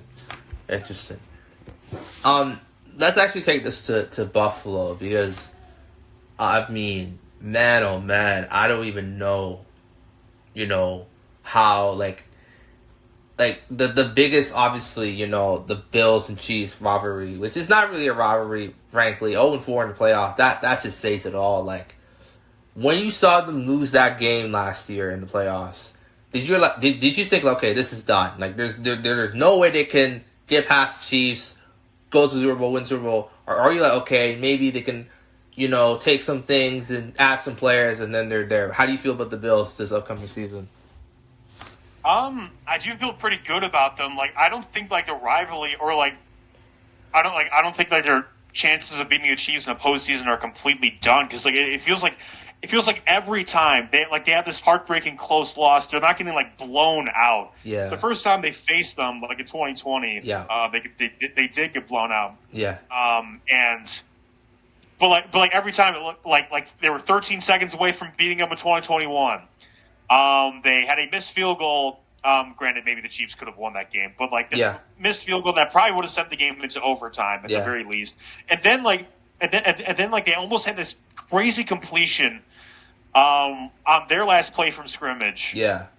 So they're so close. It's just like they can't get pressure on Mahomes. Yeah. Which is why they've like invested quite a bit in defensive line, and and why they maybe should take a chance and maybe try to invest some picks into trading for Micah Parsons, because it doesn't sound like he's very happy in or Dallas Trey Hendrickson right now. Like, Trey Hendrickson too. Although I don't know if they would trade it. I don't know if they would trade it to him, because like they are kind of a rival with them. Yeah. I mean, like in favor of the Bengals, kind of. But I don't know. It's just like I don't know if they would help like someone else. It would have to be just like if Hendrickson's going anywhere, it's like to a team the Bengals don't care about, or the NFC. There's a team that I would think he would be incredible on. I think I don't know why. I think the Buccaneers should just like say F it, we're going all in and get him. Like, that would be crazy. Him down that D line. If they get him, they're going to Super Bowl. I don't care about anyone else. I don't care about the Eagles and all that stuff. I don't care about Detroit. They would make, to me, that would be my consensus take. And also, I think that would buy Todd Bowles time.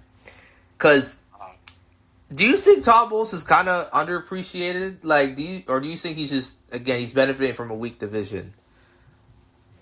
I see a little bit of both. Like, he definitely does benefit that, like, the rest of the division doesn't really win like more than 7-8 games a season. Yeah, but he has brought like a little bit of consistency since Bruce Arians like left to be in a front office role.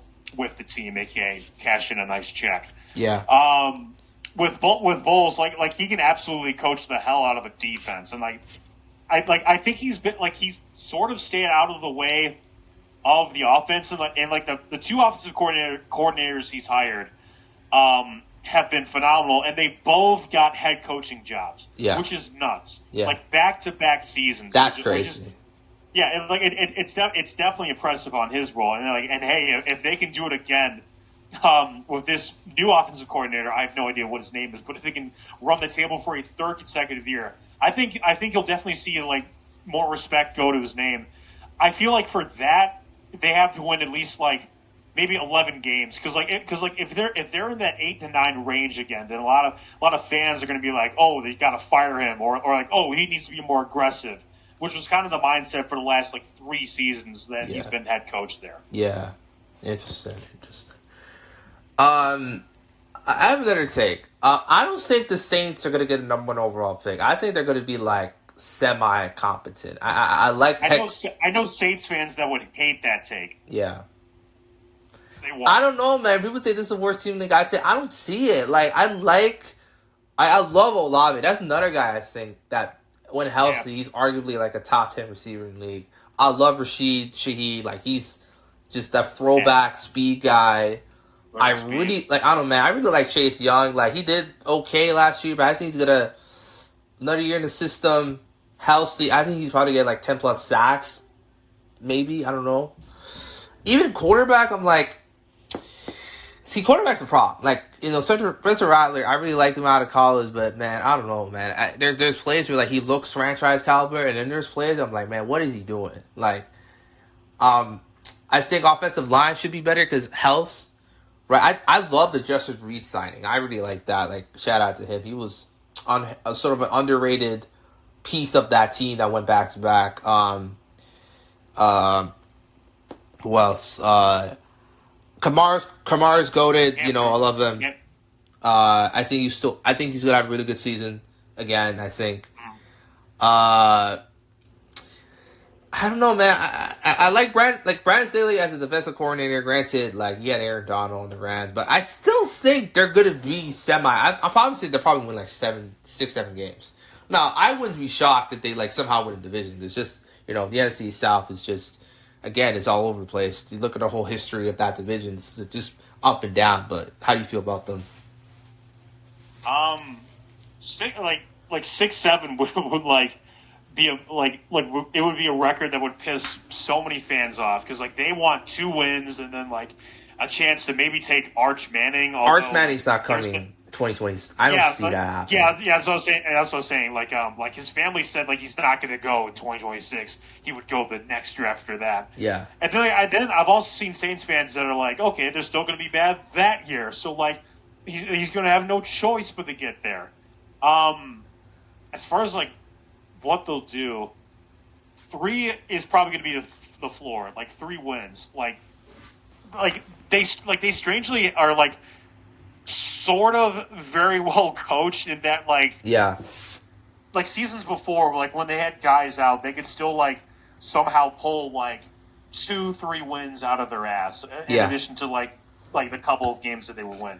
Yeah. So I would say I don't know. I wouldn't say bottom dwellers, but I would still say 4 or 5. Okay. Interesting. What's your read on?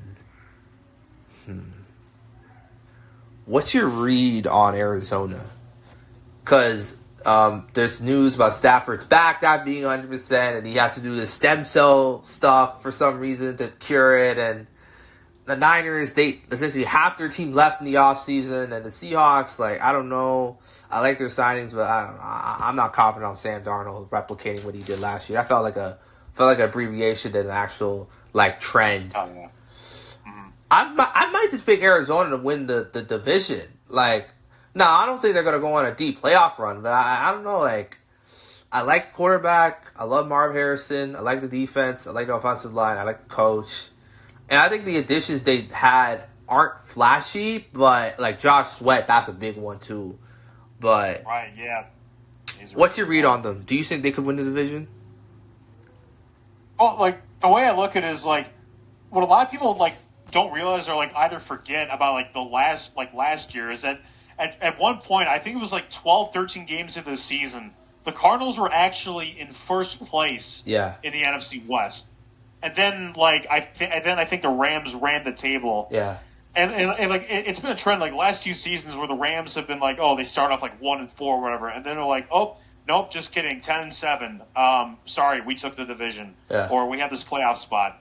And like you said, like the 49ers, like there's so much going on in that receiving room. Brandon Ayuk, like I don't know if he can exactly recapture that All-Pro form. Like, is he going to be healthy enough? They traded away Deebo Samuel. So like they had one guy like Ronnie Bell that like was completely awful last year, and then they cut him because like he couldn't stop dropping the ball. George Kittle isn't getting any younger, although I think he could still be good. Yeah, and like it's just a whole lot of unknowns with that team on like both sides of the ball. And like you said with Seattle, Sam Darnold, like I don't know if he's going to even have as good of an offensive line as he did in Minnesota. Although like Seattle has. It seems like it's been like 2 decades since the last time Seattle has even had a good offensive line. And then you have the Rams with Stafford.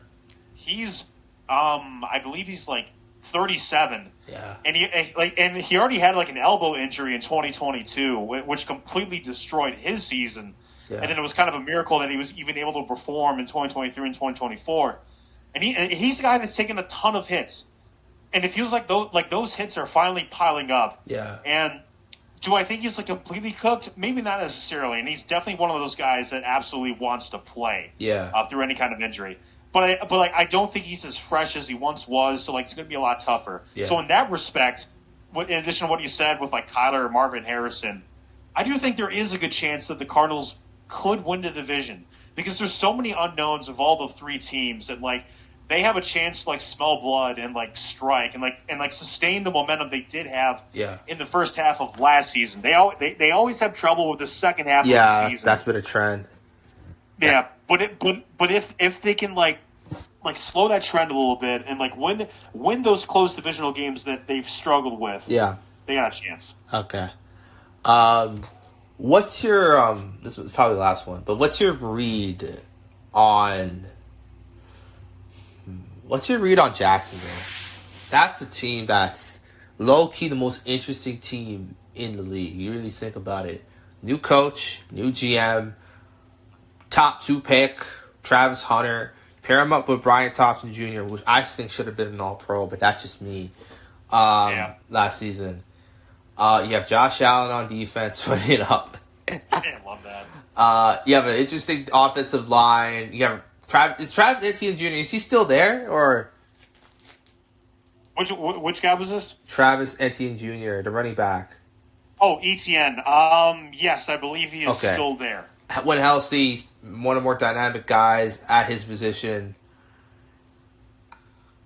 To me, they're the biggest boom or bust team in the league, to me. Like, they could win 11 games, get to the AFC Championship game, and I would be shocked. But I would not be shocked they're a top 5 pick again, and Trevor Lawrence gets ejected out of Jacksonville, and they trade for like some random guy. I wouldn't be shocked either things happen. What's your read on them? What do you expect from them? Something similar to that. Like it really depends on like how much of Trevor Lawrence Liam Cohen is able to hone in, and he was the guy. He was the offensive coordinator for the Bucs last year. Yeah. When Baker had his career year. So it's like I kind of look at it like when Sean McVay arrived in Los Angeles in 2017, and then a lot of people were like, "Oh, Jared Goff is done after one season. Like this dude is a bust. He can't even throw the ball accurately. He's scared of throwing the ball." And then Sean McVay came in and like made Goff like super comfortable, like throwing from the pocket and like getting the ball out quickly.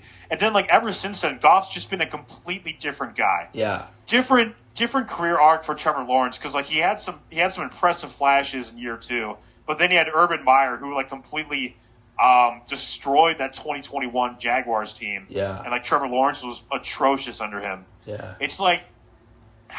So, like, for Liam, it's like how much of Lawrence is he able to bring in? Is he able to, like get him an actual environment where he doesn't have, like, the worst offensive line in the league like he's had for the past couple seasons? Yeah. are these receivers able to like get open and not drop passes? Yeah, that's the problem. And like granted, like this could easily be the formula for like every good team. Yeah. But like for someone who's been as hyped as Lawrence, and who's kind of been like shook, the last season and a half, I think like getting something like that, like getting him those easy reads is like something that's gonna give him like some confidence if they get it to him like early. Yeah. Because like I worry early on that like if there's still problems that he's going to be completely rattled and it's going to be too much of a problem to overcome. Okay. As far as their record, you said 11 wins. 11 wins like in the AFC South, which like Houston won 10 games despite not looking like a good team at all last year. They weren't horrible, but I didn't think they were good. Yeah. They just played in a very weak division. Yeah. And I don't think it's gotten like much better either. So it's really like, can Lawrence like play with comfort? If he doesn't, they're screwed. If he does, 10-11 wins sounds reasonable. Okay. So it's interesting you mentioned confidence because there's this movie that's coming out called Him.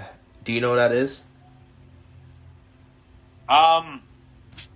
Haven't heard that movie. Okay, so it's like a psychological horror football movie. It's sort of leaning into like, you know, people talk about like, oh, the this person or this team has like devil magic or some shit. It really leads into that.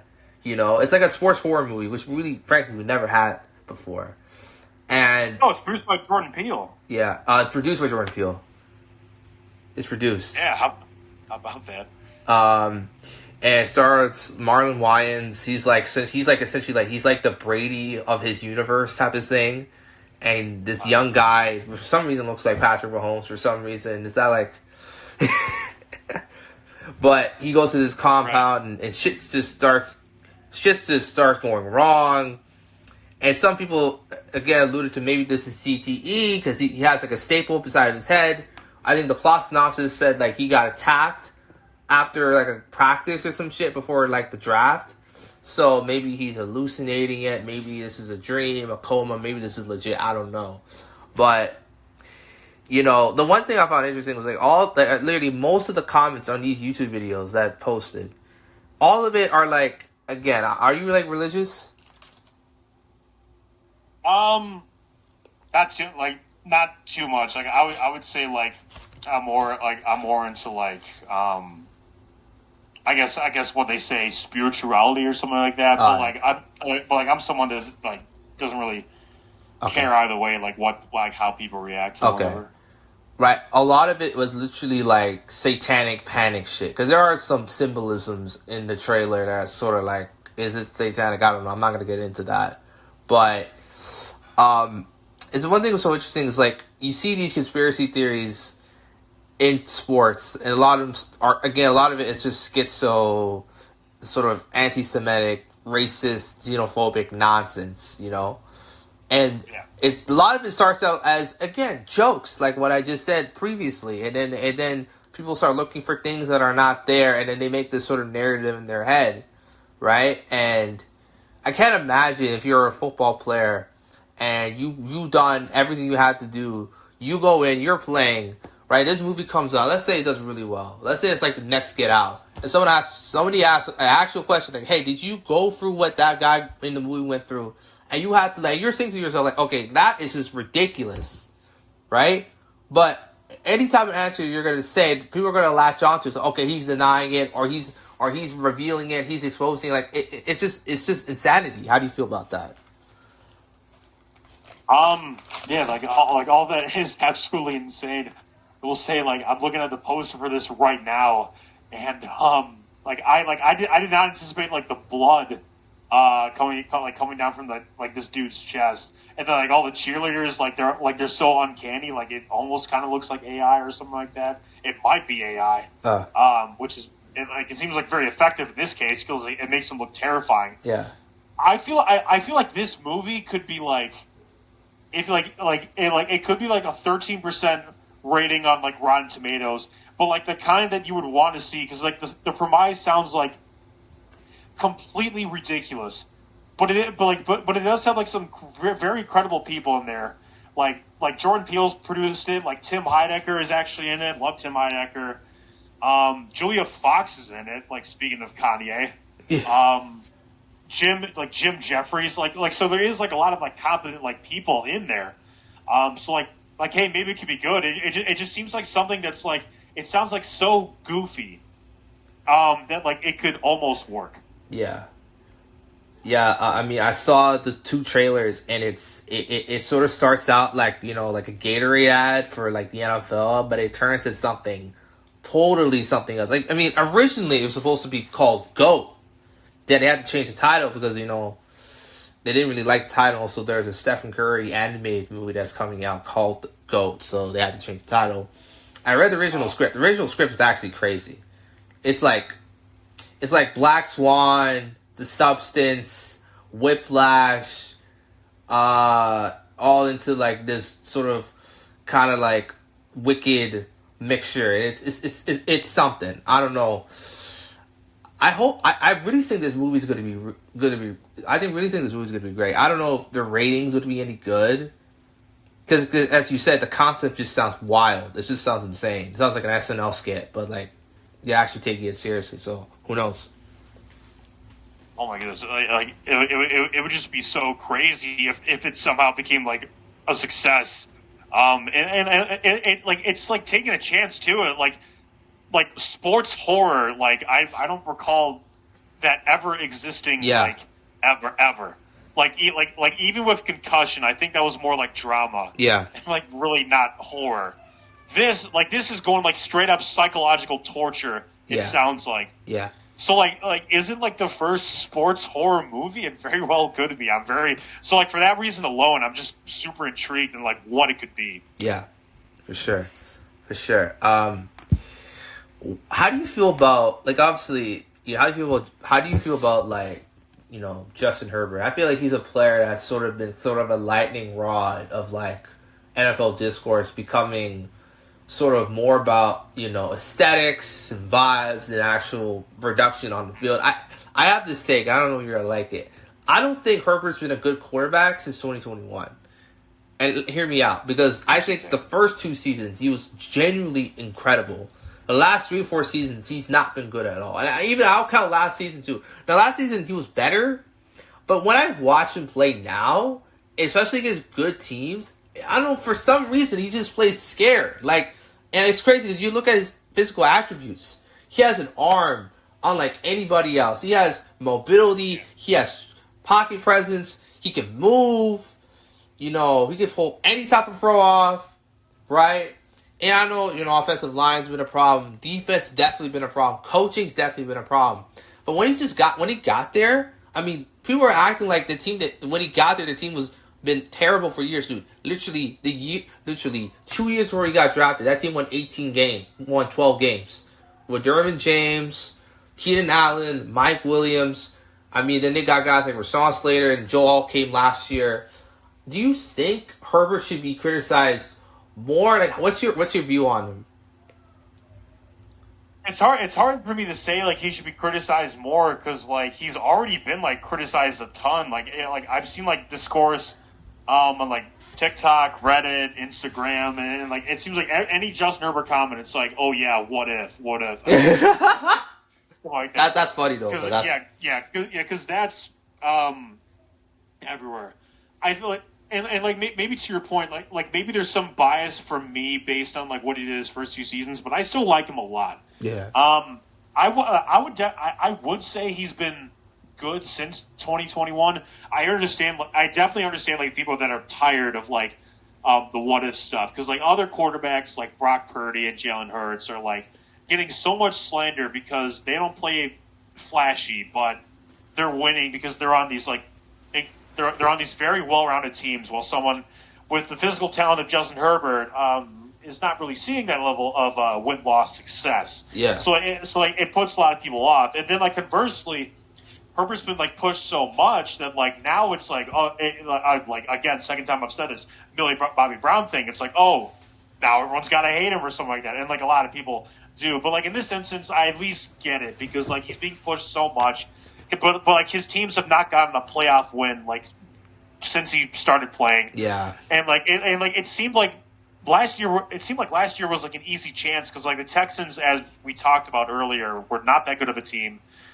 Looked like they were going to fire their offensive coordinator, which they did anyway. Yeah. But I don't think anyone expected them to get a playoff win. And then like for Herbert to be like as like terrible as he was, and for the Chargers to be like as disappointing as they were in that game. Granted, it was a rebuilding season for them, but like it was the Texans. They were like pretty mediocre last year. So like a lot of people were like, oh, they like maybe he could have done that. And it's like a lot of people that were waiting for that moment, and like he gave them that moment where he had like 4 interceptions. That was and wild. So like really it's like until he gets like a playoff win or 2 or whatever, like he's definitely gonna have that narrative against him. I do like him a lot for the reasons that you said. I wouldn't put him on the same pedestal as like Burrow, Mahomes, Lamar, Allen. Yeah. But I would put him like personally a tier below. Okay. Okay. I understand.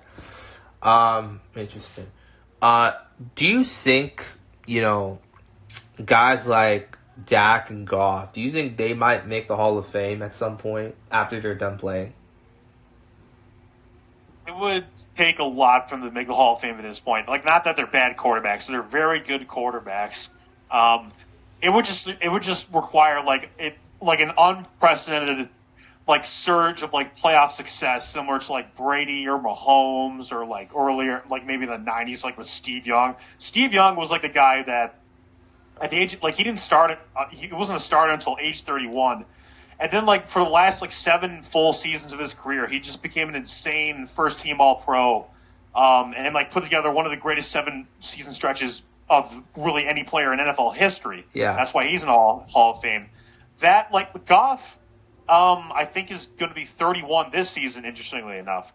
And also, I think he has some facial features that remind me of Steve Young, but that's that's also neither here nor there. I think Dak just turned 32, so like it's interesting that like I made that connection with Steve Young because he was around that age.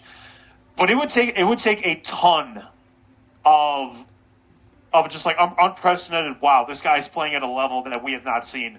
I think for them to really make the Hall of Fame, because like as we said earlier, there's a lot of like insane talent, more so at the quarterback position than really ever. Like even when like Drew Brees, Aaron Rodgers, Peyton Manning, and Tom Brady were all in their primes and all playing at the same time. Yeah. I think it's even more apparent now. So it's going to be a lot tougher for Goff and Dak to maybe make the Hall of Fame. Hall of very good, absolutely. Hall of Fame, it's going to be a tougher trial. Okay.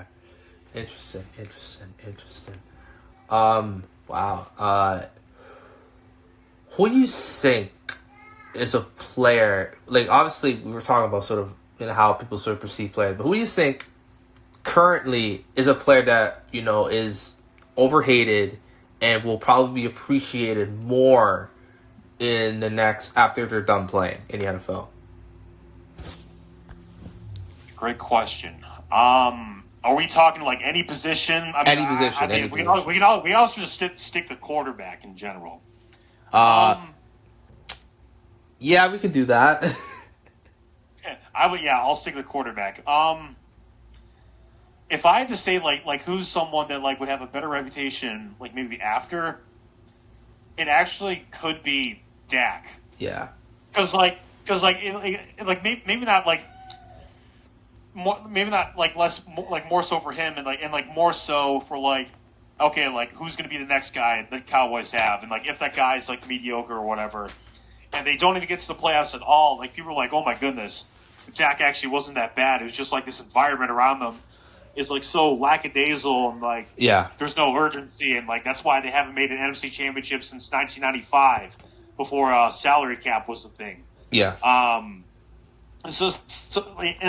Like realistically, he's been a top 10 quarterback for like years. It's just like last year was like the one year where it kind of fell apart. But like up till then, he was playing pretty good. And granted, postseason stuff. Yeah. Postseason stuff aside, like a lot of people just like don't like take for granted that he's been a 4th round pick. And those guys usually do not, like, there's been like 4 or 5, like, good first, like, 4th round quarterbacks in, like, NFL history, I believe. And Dak's one of them, along with, like, Kirk Cousins. Yeah. And like, the problem is, like, Dak is on a team that gets, like, more coverage than anyone. They're the most, like, they're the wealthiest sports team in North America. Yeah. And then, like, their owner is constantly saying things that absolutely do not add up. And he's constantly waiting to pay his players like he's doing with Parsons. Yeah. And then Dak is the face of that team. So then all the attraction or like, scrutiny also goes towards him. And it's like, okay, he's the – like, you're supposed to have these expectations of going to the Super Bowl. Why isn't he getting them there? Why isn't he getting them close to there? Yeah. So it's, like, a lot. But, like, I think, like, there could be a time where the Cowboys come close to either, like the divisional round or wild card. And then I think that time would see, like, Dak a little more favorably in that regard. Interesting. I'm gonna go with a different answer. And granted, this guy is already considered one of the best receivers in the league, one of the best maybe we've seen in the last decade. I'm gonna say Jamar Chase, only cause, like, when he said, like, you know, I don't get, like, only, like, he said something about, like, teams doubling him, and, like, only, like, Calvin Johnson received that type of attention, and he said something like, I'm on that level. I don't know, for some reason people kind of turned against him, like, weirdly. And he literally had one of the best receiving seasons ever. Like, triple crown, all that stuff. It didn't make the playoffs, so it's probably not going to be brought up, like, at all in the next 5 to 10 years. Who knows? I really think, like, Jamar Chase, you compare Calvin Johnson to Jamar Chase, I don't think the gap between them is not as far as people think it is. I really think that. Now, is Burrow better than Stafford? Yeah, absolutely. But, like, even then, like, I'm not going to ding a receiver just because his quarterback is really good. Like, it doesn't make any sense. Right. And, like, a lot of people would say the same thing. Like, oh, you can't really ding Burrow because he's got a receiver as good as Chase. I will say, like, I think time will be, like, a little friendlier to him, especially if he has seasons like this, because then it's going to be like, oh my goodness, the Bengals are completely wasting this all-time great receiver who has brought nothing but these insanely special seasons and is constantly playing at an all-pro level and has this insane all-time connection with Joe Burrow.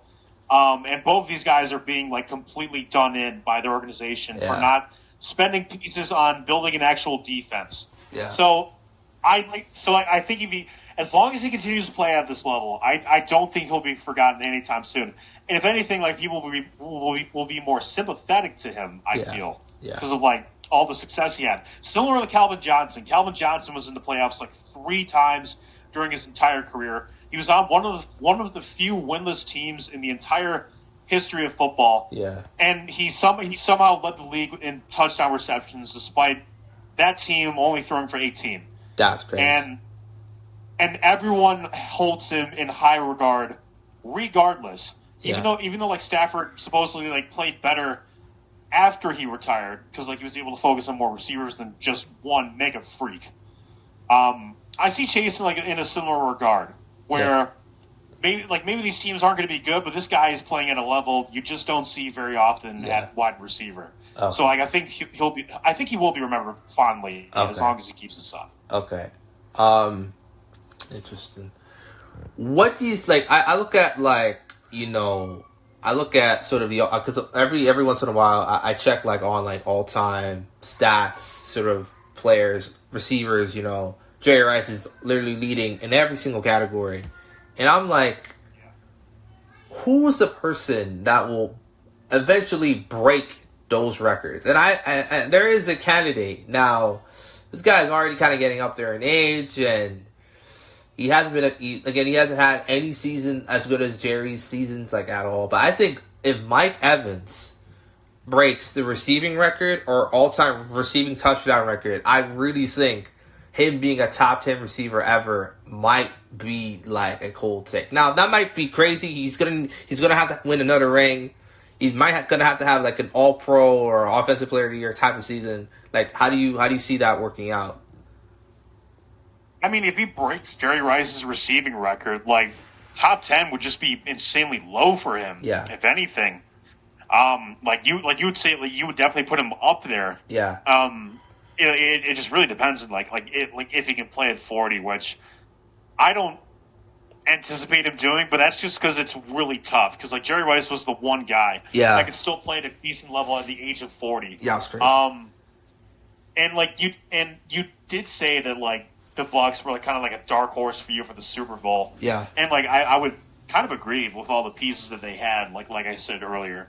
And I think like as long as Mike Evans is kind of at this Pro Bowl level, I mean shit. Like if he like just finishes every season over 1,000 yards, like he has his first 11 seasons, because like I don't know how far away he is from Rice's record. I imagine it's like very, very far. But like you said, like if anyone's got a shot, it's going to be him. Yeah, for sure. Running backs. This is interesting because I was checking lists of like the all-time like running back stat leaders, and Derrick Henry is already like near the top 10 or is already in the top 10. Like it seems like Emmett's record could legit be in danger. Like, because again, no running backs had the season he's had at 31 years old, besides like guys like Adrian Peterson and what have you. But do you think there's a world where like we look at Derrick Henry and say, you know what, forget the rings and he's the greatest back to ever step on the field? Do you think that's possible, or? I think it's definitely more realistic for Derrick Henry than it is for like maybe Mike Evans, a wide receiver. Yeah. Because I think like if we're talking like, oh, can you break Emmitt Smith's like rushing yards total? I'm more interested to see if he can break the rushing touchdown total, because like I think he already has more than like Jim Brown, which is crazy. Yeah. I think he's either close to Barry Sanders or has more. Yeah. It's just like what? It's nuts. And I mean, like I would have to say, he definitely has a shot to be like the GOAT running back. I think it's a bit realistic for that because a lot of people say it, and like it is true. Like he seems to get better after like the more the game goes on, and he just never gets tired. Yeah. Like he'll start off like a little slow, but then like by the end of the game, you want nothing more than to get the ball in Derrick Henry's hands, even if you have. And that's even if you have Lamar freaking Jackson on your team, where it's like, oh, no, we have Derrick Henry, who is in contention for maybe the greatest running back of all time, is already a Hall of Famer. Yeah. If he retired today. He's got all these insane records, and is completely bringing back the running back position when everyone thought it was for dead. Yeah. Which is insane. And I think that a lot of that works in his favor. Of course, like he's in his 30s, so like he has to continue to stay healthy. But like what's impressive is like he's had like 5 seasons or whatever where he's led the league in carries, and those guys mostly break down, but Henry has not. Even like he almost became the first back to have like 2 seasons of 2,000 yards last year. Yeah. At 30, which is insane. So I think he definitely has a shot. Okay, interesting. Your videos are very in depth, a lot of detail and stuff. How long does it take to make a video, and have you ever scrapped a video for whatever reason? I will tell you about like the scrap thing, because I absolutely have. I was initially going to make one on the Ravens. Okay. It was going to be like in like an alternate world where it was like, oh, what happened if we just took away their Super Bowls? Like, what would happen? Yeah. And then like it would open up like so much playoff heartbreak, and like there would be more focus on that. I originally had a script for that, but then the Justin Tucker news broke out, and I just completely stopped it. Wow. I was like, there is no point into doing this because like, one, this thing is fucked up, and then 2, like it's going to completely change the point of the video. Yeah. It's like, there has to be a focus. Like, oh, introducing Justin Tucker. Spoilers: he has all these sexual assault allegations against him, but he will be a very good kicker. Which like wouldn't make sense because like it's like okay, like people don't need you to say it like that. So like I scrapped that. I may or may not do it in the future now, but I've scrapped that. That's one case where I actually scrapped it. Okay. As far as like video, like how long the video takes, I break it down in like days or whatever, because like it takes like 3, 4, 5 days for me to do like the research. Like I look at newspapers, I look at like Pro Football Reference, I look at articles, and like I try to like I have a separate document where I have all that research in year by year. Then it takes like a day or two to record audio. And then after that, there's a lot of like outtakes because like I edit my audio manually. So then it would take like 2-3 days at most, like probably 2 to trim the audio to where I want it to be, and then finally it would be like 4, 5, 6 days to add in clips, add in music, add in text, trim all this stuff. Because like I had to go back and forth and like look at this clip, like, oh, do I need to retake this audio clip or whatever? So in total, any project I do, like depending on if I'm like consistent with it, would take like 15, 16, 17, 18 days. I don't know if that's exactly how the math would go based on what I said. But that's essentially what it would be for me. Okay. Interesting. Do you plan on doing like a face reveal or something like that in the future if you hit like 50K or 100K or something like that? Oh, my face is on my podcast, and like I could like that I have. So like people have probably seen it. Like as for my own video, like it could be because I am like close to like 10,000 subscribers on YouTube, which is something that I would be very proud of course. If I ever had like a huge number, like let's say like 20,000, 30, 40, 50,000 or something like that. Maybe then I could do something like that, or maybe I can incorporate it into a video of mine. As of right now, no plans for that, but like it's definitely not something that I won't say no to. Okay. So interesting. Is your podcast, is it linked on your channel or is it somewhere else? It is. It's in my bio, my YouTube bio. It's called Shipheads. Shipheads. Okay. Interesting. Wow. What was your favorite album of this year and last year to listen to? Now we're getting into the good stuff. I think last year, because I'm definitely someone that like likes to listen to at least like 15, 16 albums per year at least. I would say like last year, maybe my favorite would be Brat by Charlie XCX. I've always been like a fan. I've always been a fan of her music, and strange enough, like that's the one that like blew up. But I think for good reason, because like it just completely went viral. It was memeable, and most importantly, the songs were all fantastic. So I would probably put that there. This year is interesting because there's been a ton of great music this year. It's tough for me to really engage in it. There's this one artist. His name is McKinley Dixon. Ooh. He made this album. I forget what it was, but like that would probably be my pick.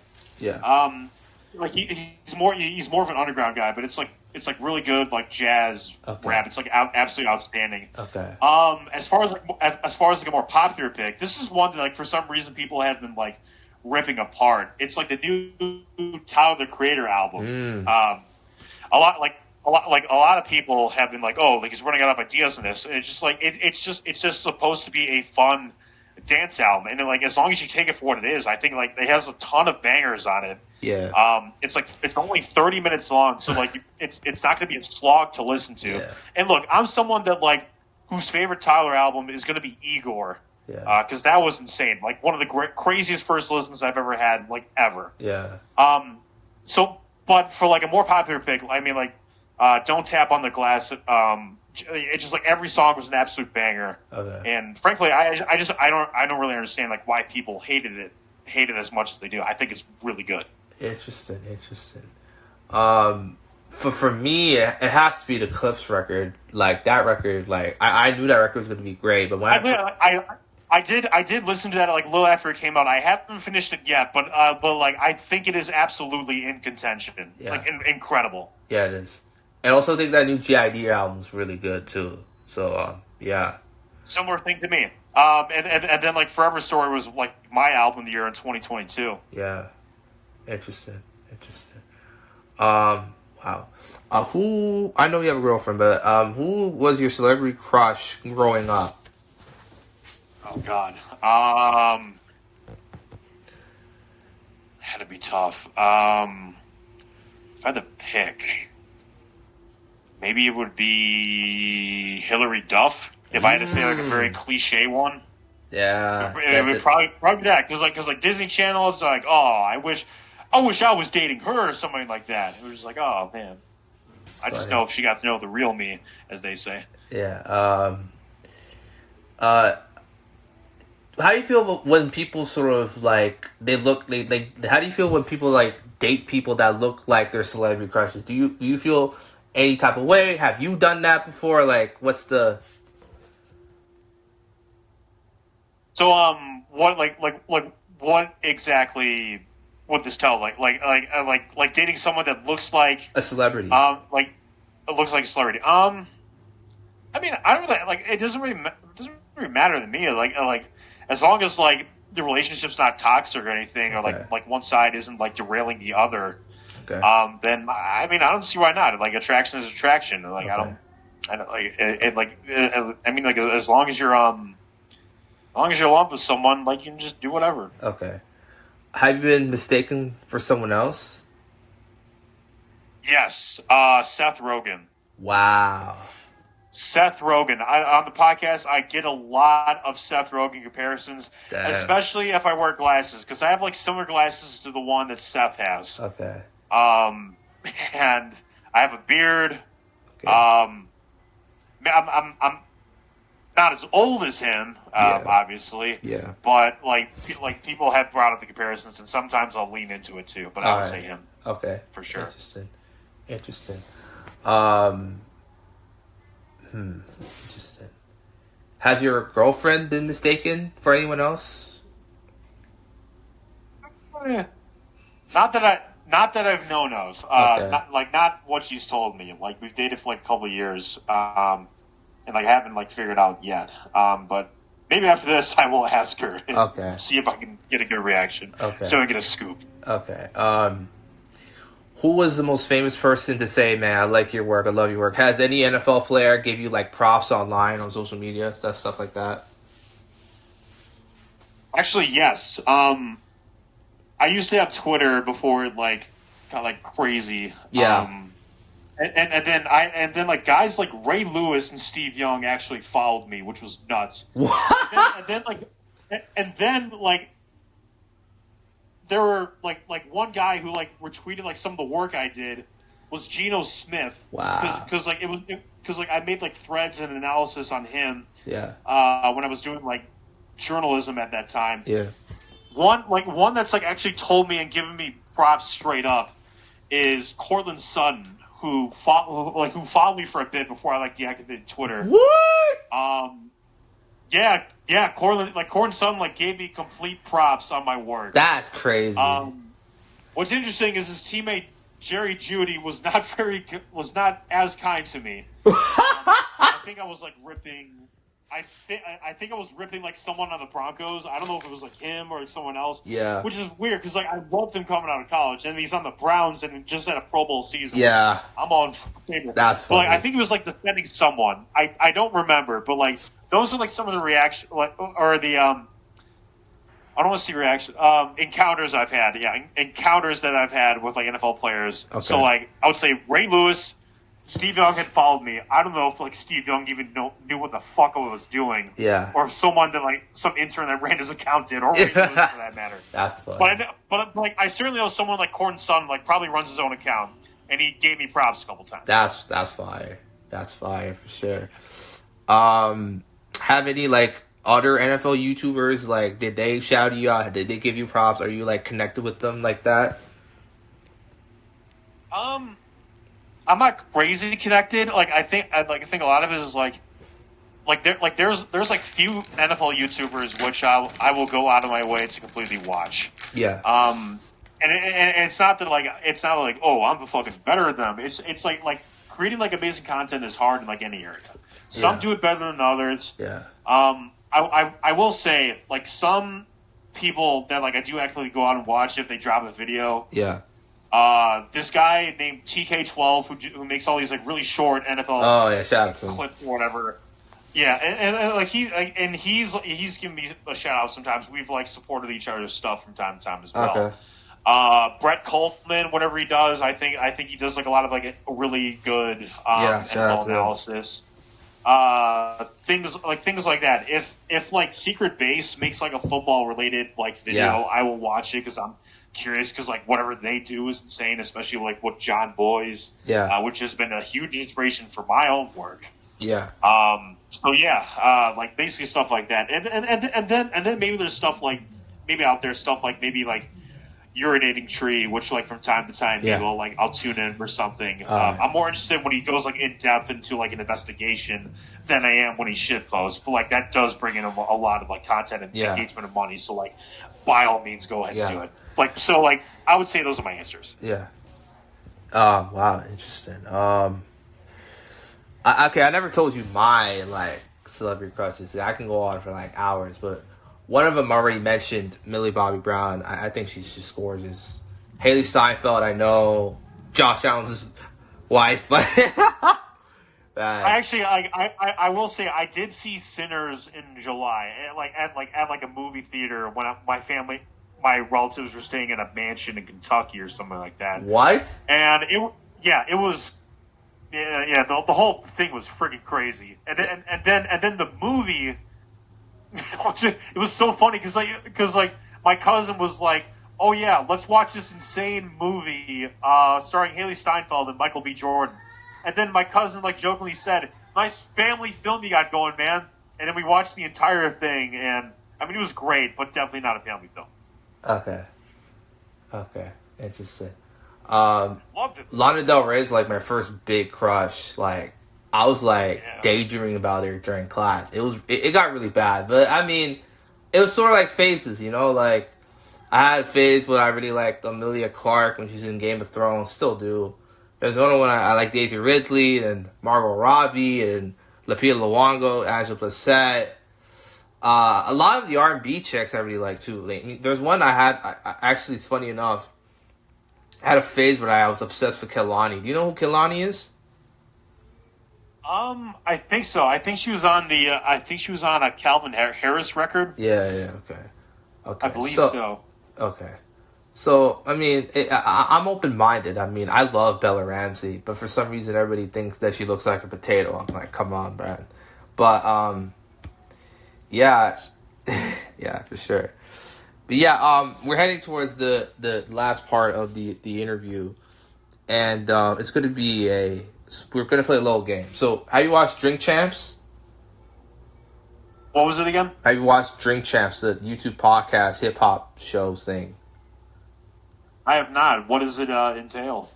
So, like, it's like a podcast, right? It's a live podcast where they Noriega, he's big in the Miami scene. He's best friends with Pharrell. Pharrell signed him, you know, back in the day. So they're like best friends. And he has a ton of connections, you know, in the industry. And he just invites guests who want to come on. They shoot the shit, you know, all that stuff.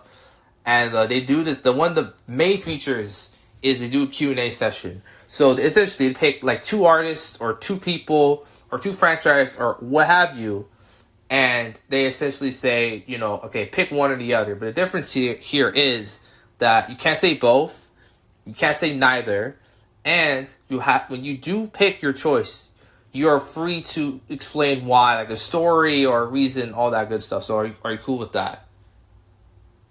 Yeah. Let's see what we can do with it. Go ahead. Okay. Josh Allen or John Elway? Like all time or whatever. Whatever criteria you want to use. I mean, like, I didn't grow up watching John Elway. Like, I mean, like, you obviously didn't either. But I'll just say Josh. Okay. I'm more familiar with what he did.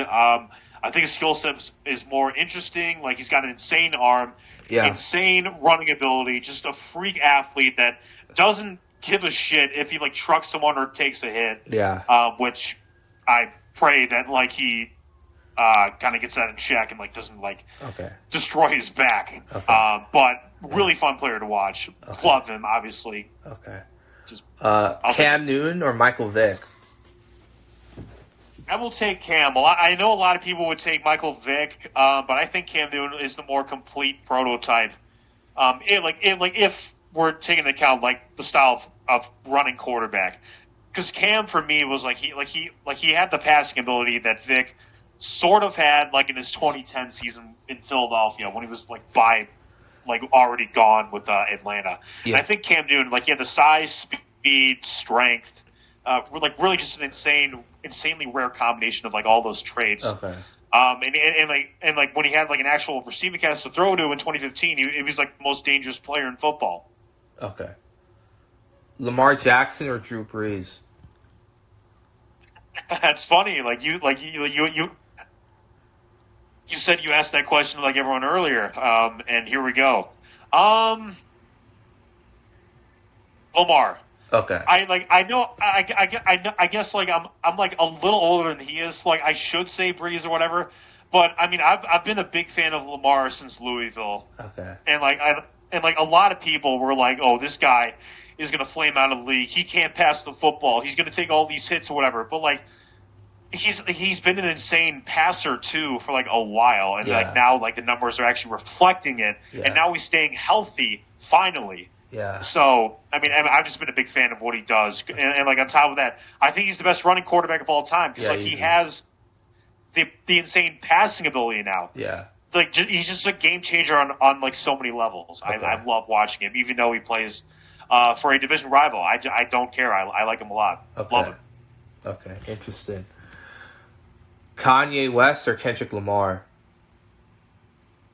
I would say Kendrick. Okay. I love a lot of Kanye stuff. I think Kendrick has been more consistent. Especially Kanye's been more sporadic over the years, and he said a lot of stuff, and boy has he said a lot of stuff. I think for Kendrick at least, he may not have the insane quantity, but he definitely has the quality. Okay. I think every time I listen to him, it's okay, this is probably going to be well worth my time, and it absolutely is. And my first college album was actually Good Kid, Mad City. I remember listening to it in my dorm, and everyone was listening to it at the time. Okay. It was insane. Swimming Pools blew my mind when it came out. Art of Pure Pressure, Money Trees. I was just what the fuck? This is so good. Yeah. And it's been the way since. I've been a huge fan of Kendrick. I mean, maybe not defending everything he does, but whenever he drops something, I'm just hell yeah, I'll definitely listen to this because it's well worth my time. Okay. Drake or Lil Wayne? Ooh, this is tough for a lot of reasons because Wayne in his heyday was super hungry, with Carter 2, Carter 3, Yeah. and a lot of it dominated my playtime in high school when it was really popular. Yeah. And the same is for Drake, but there's so much from Drake that I personally feel, I feel he could be trying a little bit more, because it feels like he's on autopilot. But early in his career, you can't deny. Take Care, Thank Me Later, Nothing Was the Same. If you're reading this, is too late. He was completely hungry, whether that was the Ghostwriters or or not, it's up for debate. Which is funny because Lil Wayne had the ghostwriter allegations too. Yeah. But if you've heard his features recently, he sounds insane. He sounds better than he did in his Carter 3 days, which is impressive. Yeah. So, I guess I want to say early Drake. Okay. Because there is a lot of nostalgia with his moodier, calmer, more relaxing atmospheric songs. Okay. Then I guess it would be for Wayne, but it is tough because I love both eras a lot. Okay. So I'll say Drake, early Drake. Okay. Millie Bobby Brown or Megan Fox? I've actually been watching New Girl recently, and Megan Fox is in that. I will say, like, I'm a little more familiar with her Okay. than I am Millie Bobby Brown. So I will say Megan Fox. Yeah. Okay. Okay. Uh, Mahomes or Peyton Manning? Love both. I got to go with Mahomes, Okay. just because of the play style. But like Manning was like debatably like the greatest quarterback, like greatest pocket passer ever. I know he has his reputation in the playoffs, but like as far as like guys, I want to take me to the playoffs. I don't know if I would put anyone besides Peyton. Okay. Okay. Aaron Rodgers or Brett Favre? I would definitely say Rodgers. Both as a quarterback and both maybe as a person. Okay. Because Favre has all that stuff. Yeah. Like not that Rodgers is like a saint himself. He absolutely is not. But compared to him, holy shit, he has like some semblance of morals. Yeah. Is it perfect? Fuck no. But also beyond that, like before Mahomes, he was like the greatest, most impressive quarterback I've ever seen. Okay. And that one throw, yeah, against the Cowboys to Jared Cook, oh, that was wild. Maybe the greatest throw I have ever seen. Yeah. It's like how do you make that throw? How? It just that's crazy. Yeah. Okay. Interesting. Mike Evans or Devontae Adams? Peak Adams, longevity Evans. Okay. Because you did say like Adams had 1,000 yards. I mean, and I looked it up. That's absolutely true. Evans, I think like he doesn't have like a season that's as good as a peak Adams, but like he's someone that's like more consistent, and like he's been doing it with like all these quarterbacks, some scrubs, some really good, and some Jameis Winston. Okay. Which is like everywhere in between. Like you don't know what the fuck you're gonna get. Yeah. Okay. Okay. Jalen Hurts or Justin Herbert? These are two of my favorites. Man, I guess I want to say Hurts. Okay. I think Herbert on his own, if we took them and like isolated them, I think he would be better. But like I think Hurts is a more interesting player. Okay. Like the way he acts, like the way he talks. Yeah. He basically like plays and talks like a demon, where he's like Brady, where he's just like he's so focused and so locked in. Yeah. And Herbert absolutely like I think he like cares about what he does, but yeah. I think he comes across as more like shy or introverted or whatever. Yeah. I mean Hurts kind of is that way too, but yeah. I don't know. There's something about Hurts being as like stone cold stoic as he is. Yeah, okay. That like appeals to me, and I've always been a fan of him. Okay. DC or Marvel? I would say DC for the sole reason that my favorite superhero, Batman, is part of DC. Okay. Okay. All right. Raven from Teen Titans or Harley Quinn?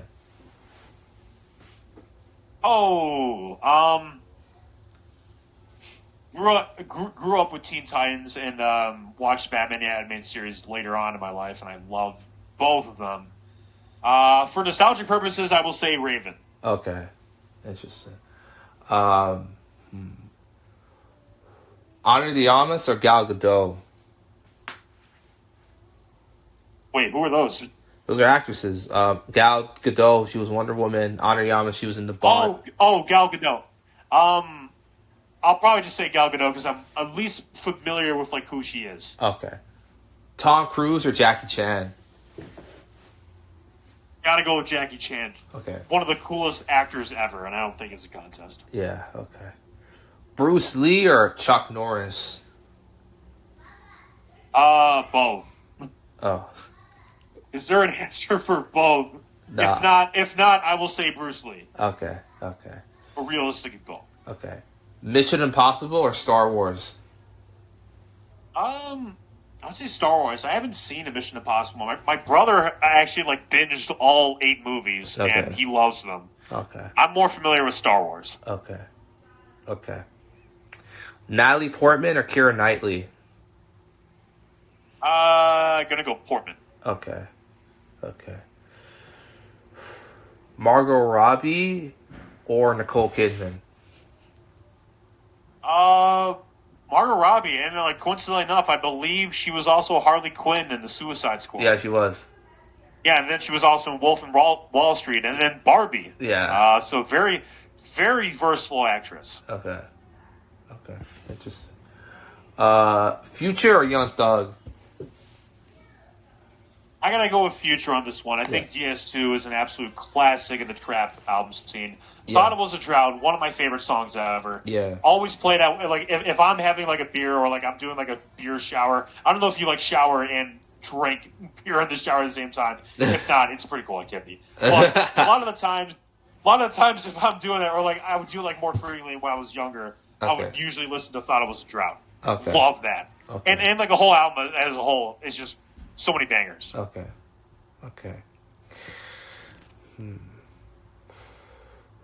All right. Myles Garrett or Micah Parsons?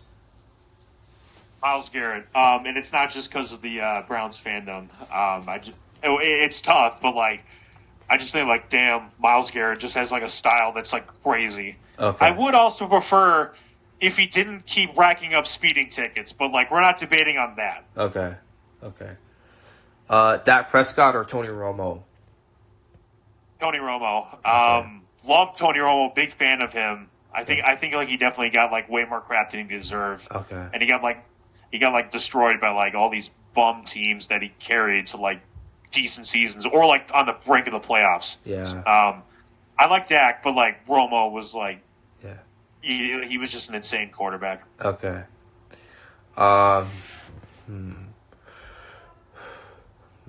Travis Kelce or Terry Holt? You mean Torrey Holt? Yeah, from the Rams, like the.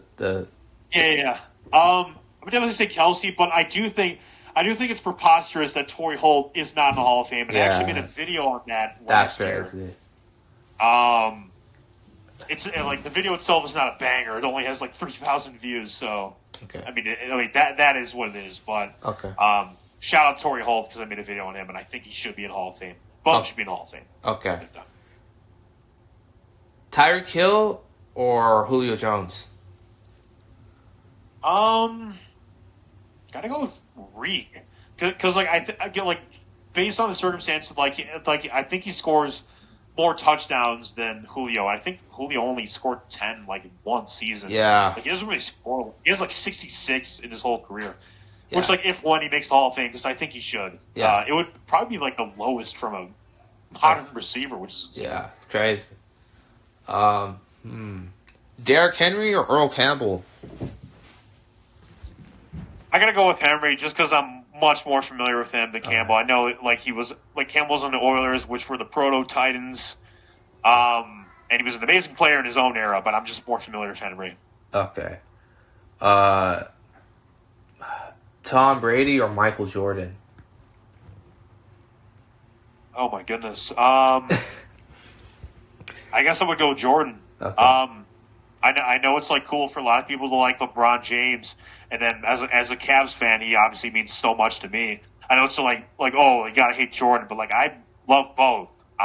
They were amazing in different eras. They captivated audiences and like so many eras, and like I don't know, it's just like it's insane to be like, oh, Jordan played against plumbers, and oh, LeBron's soft or whatever. Like both were amazing. Both were and are amazing. Yeah. And we should appreciate what they both brought to the NBA. Yeah. Okay. Interesting. Steph Curry or Magic Johnson? I guess the realistic answer should be Magic, but I'll say Steph. Okay. I know the Cavs and Warriors had like all those championships against each other, but I still loved watching Steph. Yeah. That quick shot release or whatever, and like greatest shooter of all time. Yeah. There really isn't anyone like him, and he revolutionized the game into what it is today too. Okay. Anthony Edwards or Donovan Mitchell? Gotta go with Mitchell. Go Cavs. Anthony Edwards is like great dunker. He just has a habit of getting hurt when the conference finals comes up. Yeah. And he should Shai get that together. Okay. Shai Gilgeous-Alexander or Giannis Antetokounmpo? I would say Shai Gilgeous-Alexander. I actually have an SGA shirt, and I know like a lot of people hate him for his free throws, but I've always been a fan. I've always been a fan of his mid range. I think he's like one of the smoothest shooters ever. Yeah. So like I don't really care about the free throw stuff. I think a lot of people, LeBron included, were like having the thing where like they flop and like they exaggerate. It's just like Shea is the latest to do it, and he won MVP, so like everyone's like on top of it. Okay. But he won a championship with it, so I mean, and he's also so much fun to watch. So Okay. I personally love him. I understand he's not for everyone, but I am a huge fan of SGA. Okay. Jokic or Shaq? Oh, I love Jokic. Yeah, I'll just say Jokic. Okay. The answer should be Shaq. The correct answer is Shaq. My answer would be Jokic. Okay. Interesting. Daft Punk or Aphex Twin? Oh my goodness, these are two of my favorites. I'll say Daft. Okay. Aphex has like a lot of like really good stuff, but like there's only few electronic records that are as good as like a Discovery, a Live 2007, a Homework, or Random Access Memories. Just okay. Not as much quantity wise, but absolutely the quality is there. Yeah. One of the greatest bands ever. Okay. Gesaffelstein or Arca? Unfamiliar. Ooh. Okay. Sorry about that. Travis Scott or ASAP Rocky? Ooh, Travis Scott has some bangers. I might say like ASAP, like considering like what he brought to the table. Yeah. Queso is an all-time great song. A lot of people say that's one of their favorites. That's absolutely one of my favorites too. Okay. Wild for the Night, fucking Problems, love it. But he's also a family member right now, so God bless him for getting Rihanna. Okay. Love that. Respect. Okay. Interesting. Haley Steinfeld or Amy Adams? Familiar with both. I will say Steinfeld because she's married to Josh Allen, and as I said before, I recently saw Sinners. Okay. Christopher Nolan or Stanley Kubrick? I will say Nolan. More familiar with Nolan movies. I've seen Django Unchained. I've seen Dark Knight Rises. Okay. Haven't really seen a Kubrick movie yet. Okay. More influential for sure. Like a lot of people probably say is better, but like Nolan, I think I would put over him. Okay. At least for me. Okay. Al Pacino or Rob De Niro? Ooh. I want to say De Niro. Okay. Because Pacino's like an amazing actor, but like I feel like De Niro is like a little more multi-dimensional than him. Because like every actor, it's like, hey, this is Al Pacino, and I'm like that's his voice, which is like it's great. But like I feel like De Niro, I can at least buy more in like oh I forgot that was Robert De Niro. Okay. Whereas like Al Pacino, I'm like, huh, that was weird what Pacino said. Yeah. Okay. If that makes sense. Okay. Keanu Reeves or Bruce Willis? Ooh, I gotta go with Reeves. For the insane arc from like Bill and Ted's Excellent Adventure to just John Wick and just being like, I think he was like Oscar nominated or like he won like a Golden Globe or something like that. And now he has this whole career arc where people are like, oh, this guy's goofy and whatever. To now he's like one of the most seriously taken actors like of this generation. Okay. Interesting.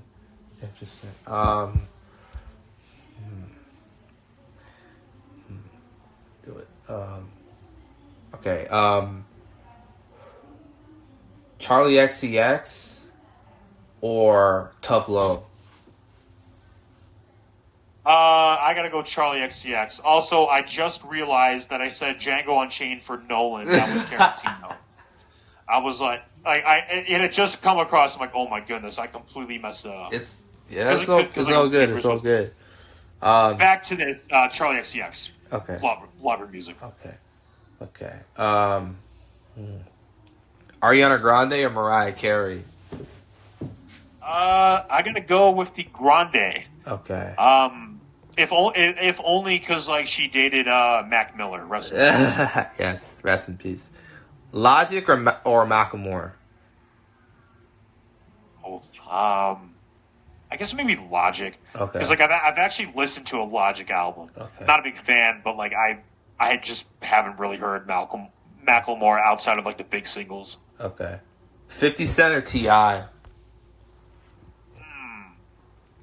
Maybe 50 Cent. I'm a little more familiar with him. Like T.I. definitely had some bangers. I'll bring them out. That were actually like really popular, like in middle school, like gym class. Yeah. But I will say 50 Cent because, Yeah. I mean, like the top singles he had. I'm forgetting like a very popular one. Like what I know what it is. I forget the name. In the Club. Jesus Christ. Okay. Yeah, In the Club. Okay. Interesting. Lana Del Rey or Billie Eilish? Might say Eilish. Okay. Because like I did listen to like a ton or like a little bit of Lana Del Rey in college. I think like what Eilish is doing is like pretty impressive, and like I believe she's only like 24. Like 24. So like there's so much room to grow still for her. Yeah. Like there's maybe like so much potential we haven't like gotten, which is like very impressive because she already has like a really impressive catalog. So looking forward to what she's gonna do next. Okay. Beyonce or Prince? Not the biggest of both, but I might say Prince. Okay. Because like I'm familiar with some singles. I just have. Although I will say, Renaissance from Beyonce was an amazing album. Yeah, it was. I just haven't gotten back to that since then, but I probably should sometime soon because that was awesome. Owl City or the Postal Service? It's funny because I've seen some people say that like the Owl City is a Postal Service ripoff. I haven't listened to much of Postal Service, so I guess the answer here is Owl City because I'm at least more familiar with them. Okay. Stranger Things or Game of Thrones?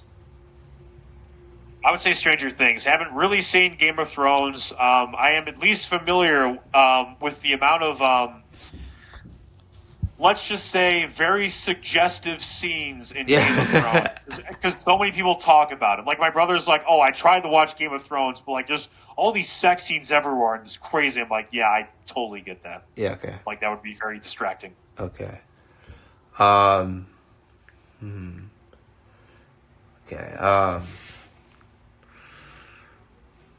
Yeah, thinking.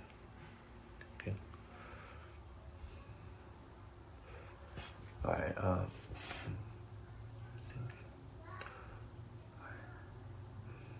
right. Metro Booming or Mike Will Made It? Mike Will Made It. I'll probably say Mike Will Made It. Okay. Miley Cyrus or Olivia Rodrigo? I go with Rodrigo. I'm a little more familiar with her because like my girlfriend plays her all the time, and she's got like a lot of great stuff. Miley Cyrus is definitely involved incredibly as an artist. Yeah. But like I'm just really excited to see like what Rodrigo can do. She's got 2 albums, and it's like, oh my goodness, like she could be like Billboard Artist of the Decade. When the 2020s are all said and done. So I'm excited to see like what else she can bring to the table because it seems like there's a lot. Okay. Kaytranada or Flume? Kaytranada. Okay. I really like that one album that he dropped in like 2016. 99.9%.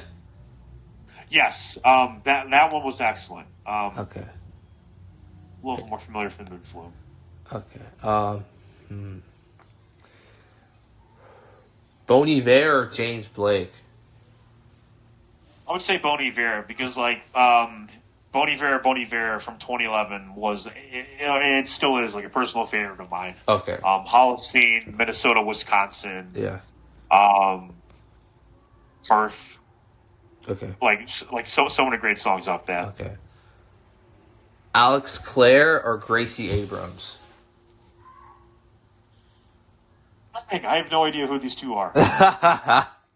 I'm sorry. I'm always stumped because like I don't want to bullshit and give like a fake answer. Okay. Like I don't know if I've heard these people ever. Okay. Russell Westbrook or Chris Paul? I'm probably gonna go with CP3 because like I think he was a little bit more efficient Yeah. this time. I think like Westbrook has like a lot of like undue hate towards him. Yeah. Because people are like, oh, fucking triple double merchant. But I think Chris Paul was probably the better player in his prime. Okay. Kyrie Irving or Damian Lillard? Love Damian, but I gotta go with Kyrie simply because he hit the biggest shot in Cleveland Cavaliers history to help win the NBA Finals and then the Cleveland sports drought. So I gotta go Kyrie. Okay.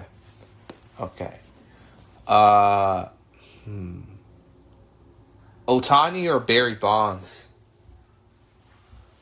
This might be I'm not even gonna lie. This might be the toughest question you have asked yet. Okay. This might be the toughest question because Barry Bonds, I like grew up. I loved Barry Bonds in my childhood, and then I love Otani maybe as much, if not more so. Oh, man, I gotta go. I gotta go like rock paper scissors. Okay. Flip a coin. Let's go Otani. Let's go Otani. I just think like he's just so much fun and like yeah. It's like choose my child. Okay. Like which child I prefer. I love both. Okay. Interesting. Saquon Barkley or Christian McCaffrey? Gotta go with trending in like 2025, and that is Saquon. Okay. CMC I loved in Carolina and San Francisco, but he's not the most durable right now. Yeah. Saquon just came off a Super Bowl win. Okay. 2,000 yard season, incredibly. Okay. So I'll take him. Okay.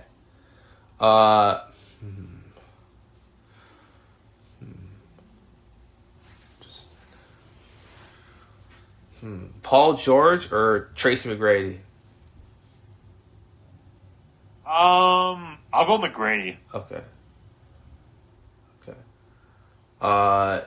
Tatum or Pierce? Paul Pierce. I'll go Tatum. Okay. Mainly because he didn't shit his pants during a playoff. Okay.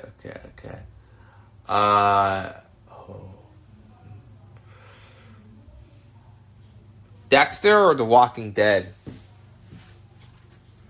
I will say Walking Dead. I actually watched the first 2 seasons in college. Okay. I haven't seen Dexter, although I know how it ends, and I know a lot of people fucking hated it. But I'll say Walking Dead. Okay.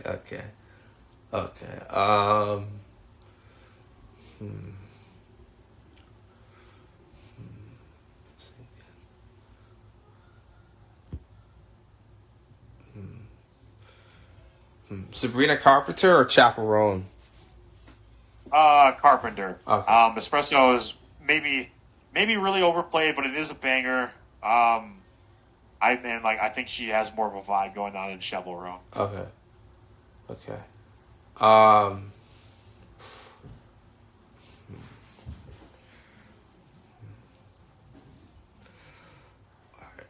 Playboy Cardi or Gucci Mane?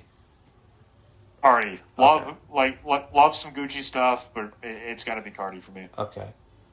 Chief Keef or Lil Durk? Oh, I go Keef here because like he was responsible for like a lot of bangers, and I think he just turned 32. Yeah. 30 as in like 30, not 32, Yeah. but like 32. You know. I'll say Keef. Huh? I will say Mr. Keef. Okay. Chief Keef. Okay.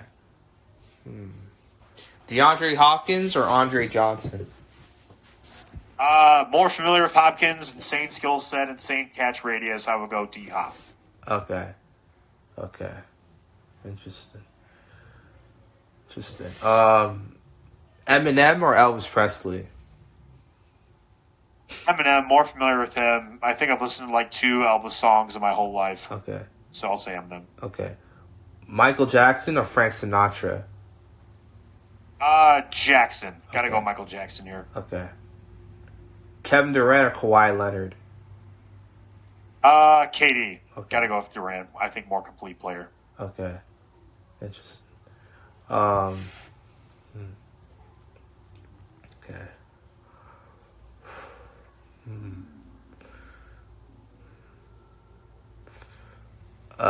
Vinny Testaverde or Ryan Fitzpatrick? Familiar with both. I will say Fitzpatrick because he was a little more recent. Okay. And the Fitz cycle is one of the most hilarious NFL memes ever. Okay. All right. Second last one. Last of Us or GTA?